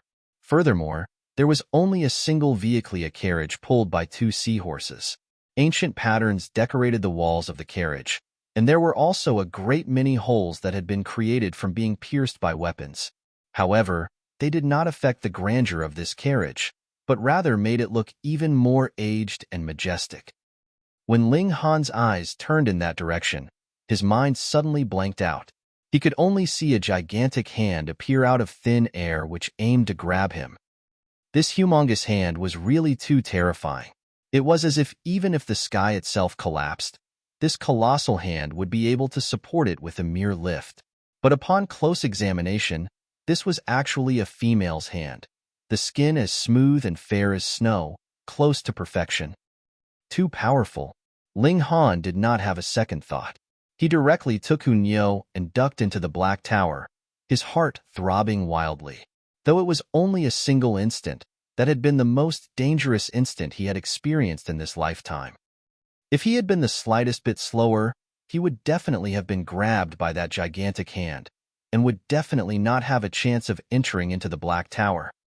A high-level heaven tier, or perhaps even shattering void tier. Ling Han shook his head. He was not able to deduce that person's true power at all. He merely had a sliver of divine sense left over from the heaven tier. Perhaps he could still see through the cultivation level of a normal heaven tier cultivator, but in the case of a high-level heaven tier cultivator, they would be a complete mystery even to him. Moreover, there were actually shattering void tier cultivators amongst the sea race. However, he could confirm one fact. and that was that the elite cultivator inside the carriage could not possibly be Xian Kong Yunhe, was merely in the deity transformation tier. An exclamation of surprise arose from within the carriage. "Mistress, is there something wrong?" a warrior from the sea race immediately asked. "There's a very interesting troublemaker," the person inside the carriage replied. Her voice was seductive, as if it possessed an endless entrancing ability. The gaze of that warrior of the sea race fluctuated, as if he wanted to seek out the troublemaker the princess, her highness, had mentioned. But how could he possibly discover the existence of the Black Tower? Thus, he was naturally unsuccessful. "He teleported," the person in the carriage said, but then mumbled softly to herself. Had he really teleported? I don't recall feeling any shifting of space. But if it wasn't teleportation, then how could he have possibly vanished all of a sudden? The wheels of the carriage rolled, and this army continued its advance towards the Imperial city. It was only when this huge army had completely disappeared from sight that Ling Han and Hu Niu emerged back out of the Black Tower. "Scared Niu to death. That woman is very powerful," Hu Niu exclaimed, patting her chest in relief. Ling Han nodded. This was one of the greatest people of the sea race, strong to an inconceivable level. Could it be that Zhi Yan left behind some loose ends? Otherwise, after he had cursed Xian Kong Yun to death, this whole matter should have ended. So how could it be that a whole army of sea race would appear now and with them? An inconceivably powerful woman. An ultimate cultivator that might be a high-level heaven tier cultivator, or perhaps even in the shattering void tier. If she chose to do as she liked in a place like the North region, who could stand in her way? Ling Han drew Zhi Yan out and narrated to him what had happened previously. Then, he asked, "Who was that woman? Also, whom else did you speak to about this matter?" Zhi Yan was almost on the brink of tears. How could he dare to reveal this kind of secret to anyone? If it was known to the sea race that he was involved in Xian Kong Yun's death by curse, then wouldn't he be torn to pieces? He answered in a trembling voice that person should be the 7th princess of the royal clan, Lady Helian Sinshui. "What cultivation level is she at?" Ling Han questioned. "Apparently the heaven tier." Zhi Yan gave it some thought, then said with a note of certainty, "She should be in the heaven tier. The 7th princess is the most prodigious genius of the Helian royal clan, but has not yet advanced into the shattering void tier." Ling Han had heard him talk about it before. There was a total of 3 great royal clans in the Northern Sea. They were Helian, Xinyu, and Wanren. All 3 had an ultimate cultivator of the shattering void tier in their ranks, and they were equivalent to a great sect from the middle state in terms of power. Even if Helian Sinshui was not in the shattering void tier and was only in the heaven tier, she would be more than adequate to sweep aside all resistance in the North region. Furthermore, Ling Han felt that she was far stronger than he had been in his last life. As for the question of whether she was on par with the Sword Emperor and the others, this was not so easily gauged. That was because he had not even seen her face to face. From the look of things, she should have come for the Vial of Curses.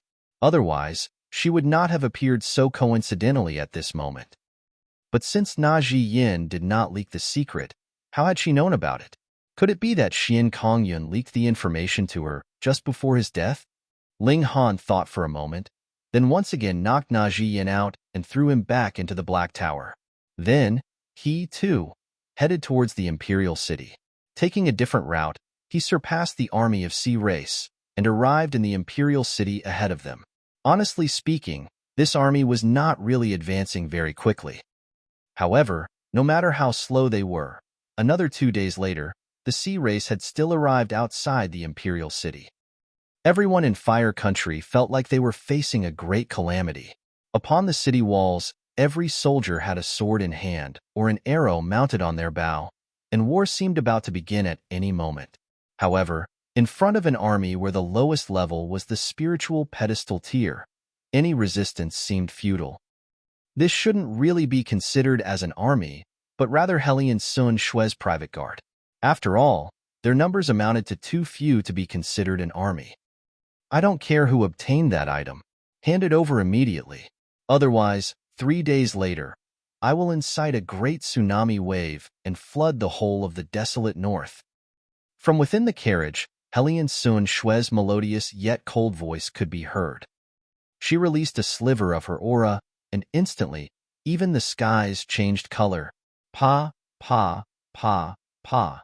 All dropped their weapons, and aside from those who were in the ranks of rulers for martial arts, were forced to their knees. Everyone was in a state of extreme shock. The battle had not even begun, and things were already like this. The enemy was so strong one could only shiver at their might. What were they to do? They had absolutely no idea what item she was talking about, so how were they supposed to hand it over?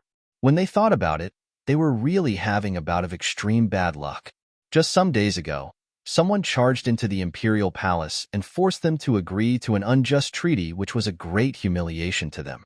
And now, someone else charged into the Imperial City and threatened them.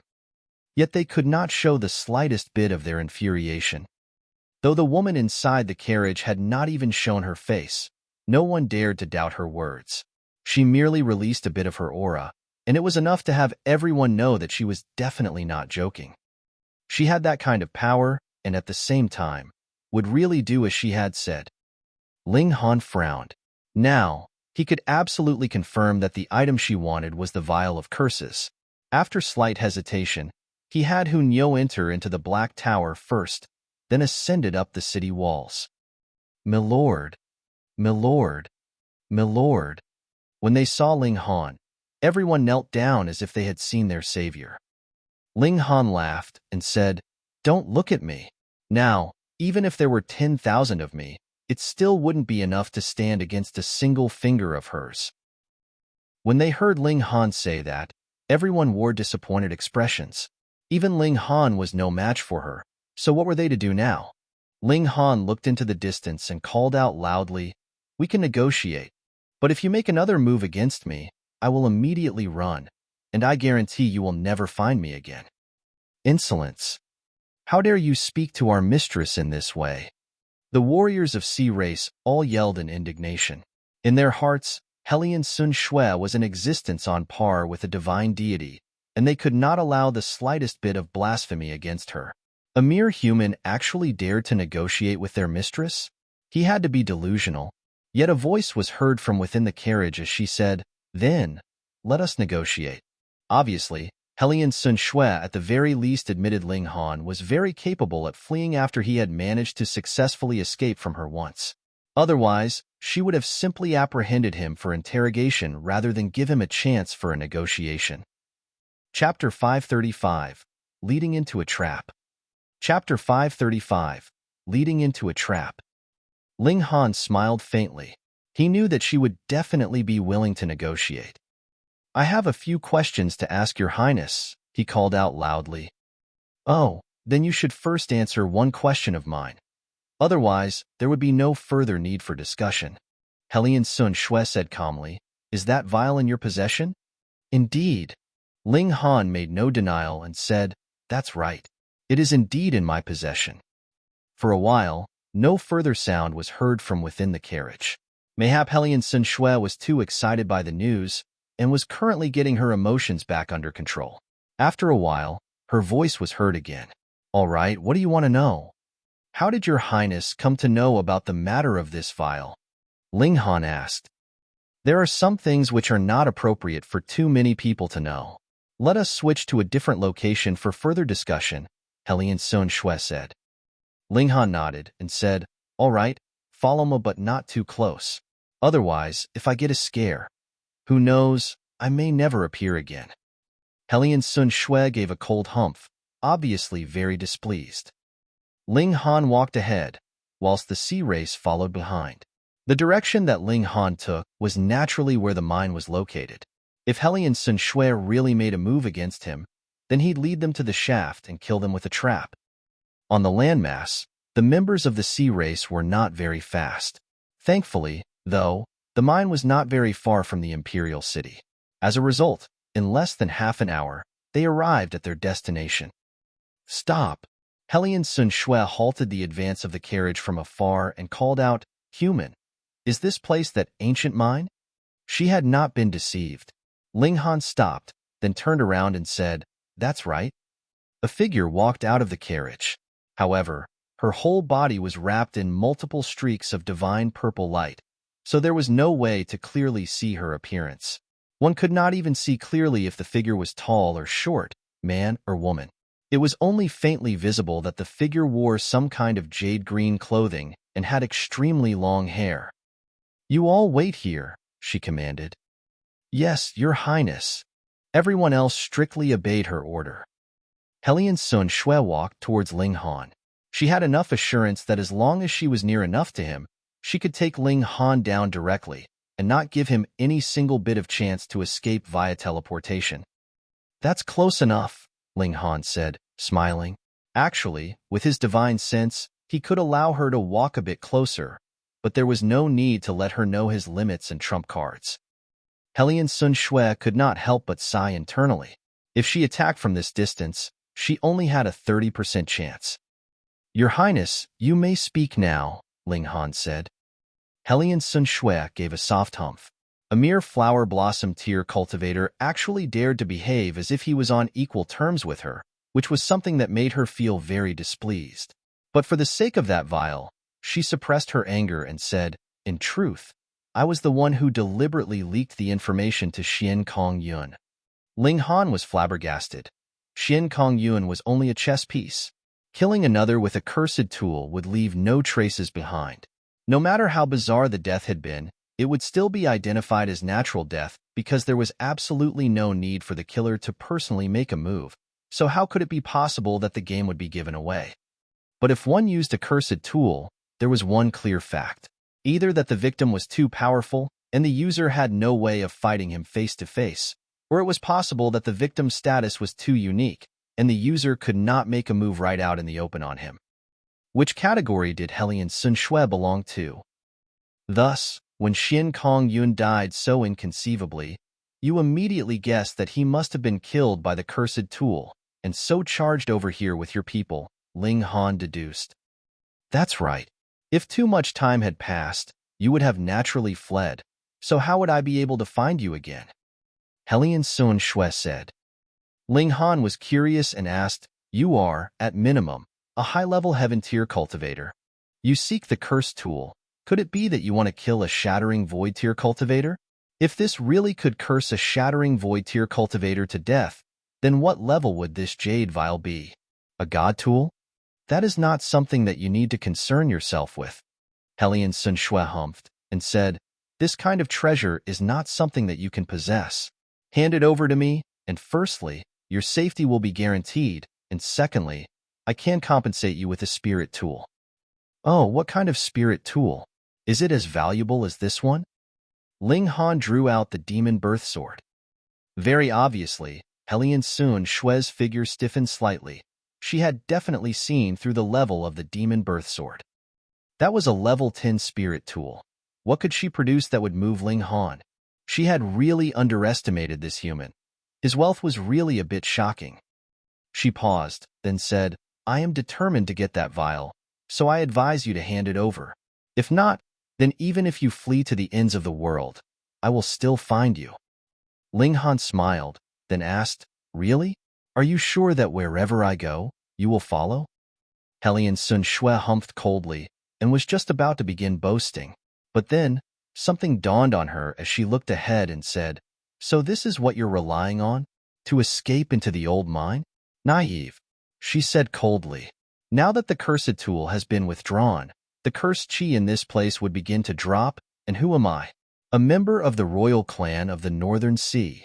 My natal horoscope was decided by the gods, so how could I possibly be wounded by the cursed chi here?" She was really quite at Sundara.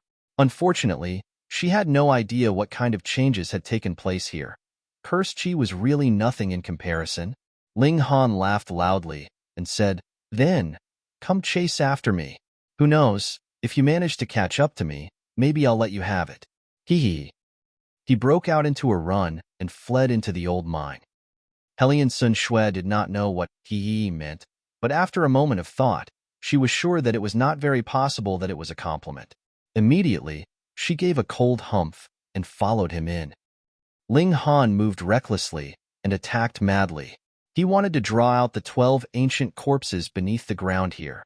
The lake of blood would do too. Of course, the silver spider was the ideal target. In short, whatever could suppress Hellion Sunshue would do. And after this one battle, would any more sea race dare to come here? So you choose to do things the hard way. Hellion Sunshue humphed coldly. With a palm strike, her origin power transformed into a beautiful, gigantic hand that pressed down towards Ling Han. The might of the palm strike had yet to hit him, but the terrifying pressure behind this blow had already caused cracks to appear all over Ling Han's body, and blood poured crazily from his wounds. One had to know that he had body of iron sheet. The toughness of his body was comparable to precious metal of the same level as he, but the mere pressure was enough to shatter his skin. If he really suffered a strike, what chance did he have at surviving it? What a damn powerful woman! Ling Han exclaimed in surprise and tossed out both arms. He threw out the 2 divine corpses. He did not plan to take them back. It should not be a bad option to bury these 2 divine corpses in here. There had to be a very powerful background behind the 12 ancient corpses, and they were definitely not inferior to these 2 divine corpses in his possession. Hellion Sunshue halted. She arrived in front of the 2 divine corpses, and an expression of surprise appeared on her face that was not visible to anyone else. "This is a divine corpse," she mumbled softly, and her expression of disbelief became even more pronounced. Ling Han actually had 2 divine corpses in his possession. This human was indeed very strange. However, the divinity of these 2 divine corpses had already been expended completely. Moreover, this was the mortal plane, and it had its own rules. A god-level elite cultivator was not that much stronger than a shattering void tier 1, and he wanted to use these 2 divine corpses to scare her into stopping. How naive! With a casual wave of her hand, she separated the 2 divine corpses. Since the essence of their divinity had been exhausted, they had lost whatever value they had. She couldn't be bothered to deal with them in that case. "There is no way you can escape," Hellion Sunshue declared icily. Ling Han smiled faintly and said, "Who said I wanted to escape?" He had arrived at the site where the cursed tool had been placed. With a single punch, a terrifying amount of origin power added with his own body's physical strength created a very scary amount of destructive power. Pong! A pillar of blood soared upwards. You're tuning in to the Warrior Lore YouTube channel. Don't forget to subscribe and join us on this journey to catch the most captivating stories.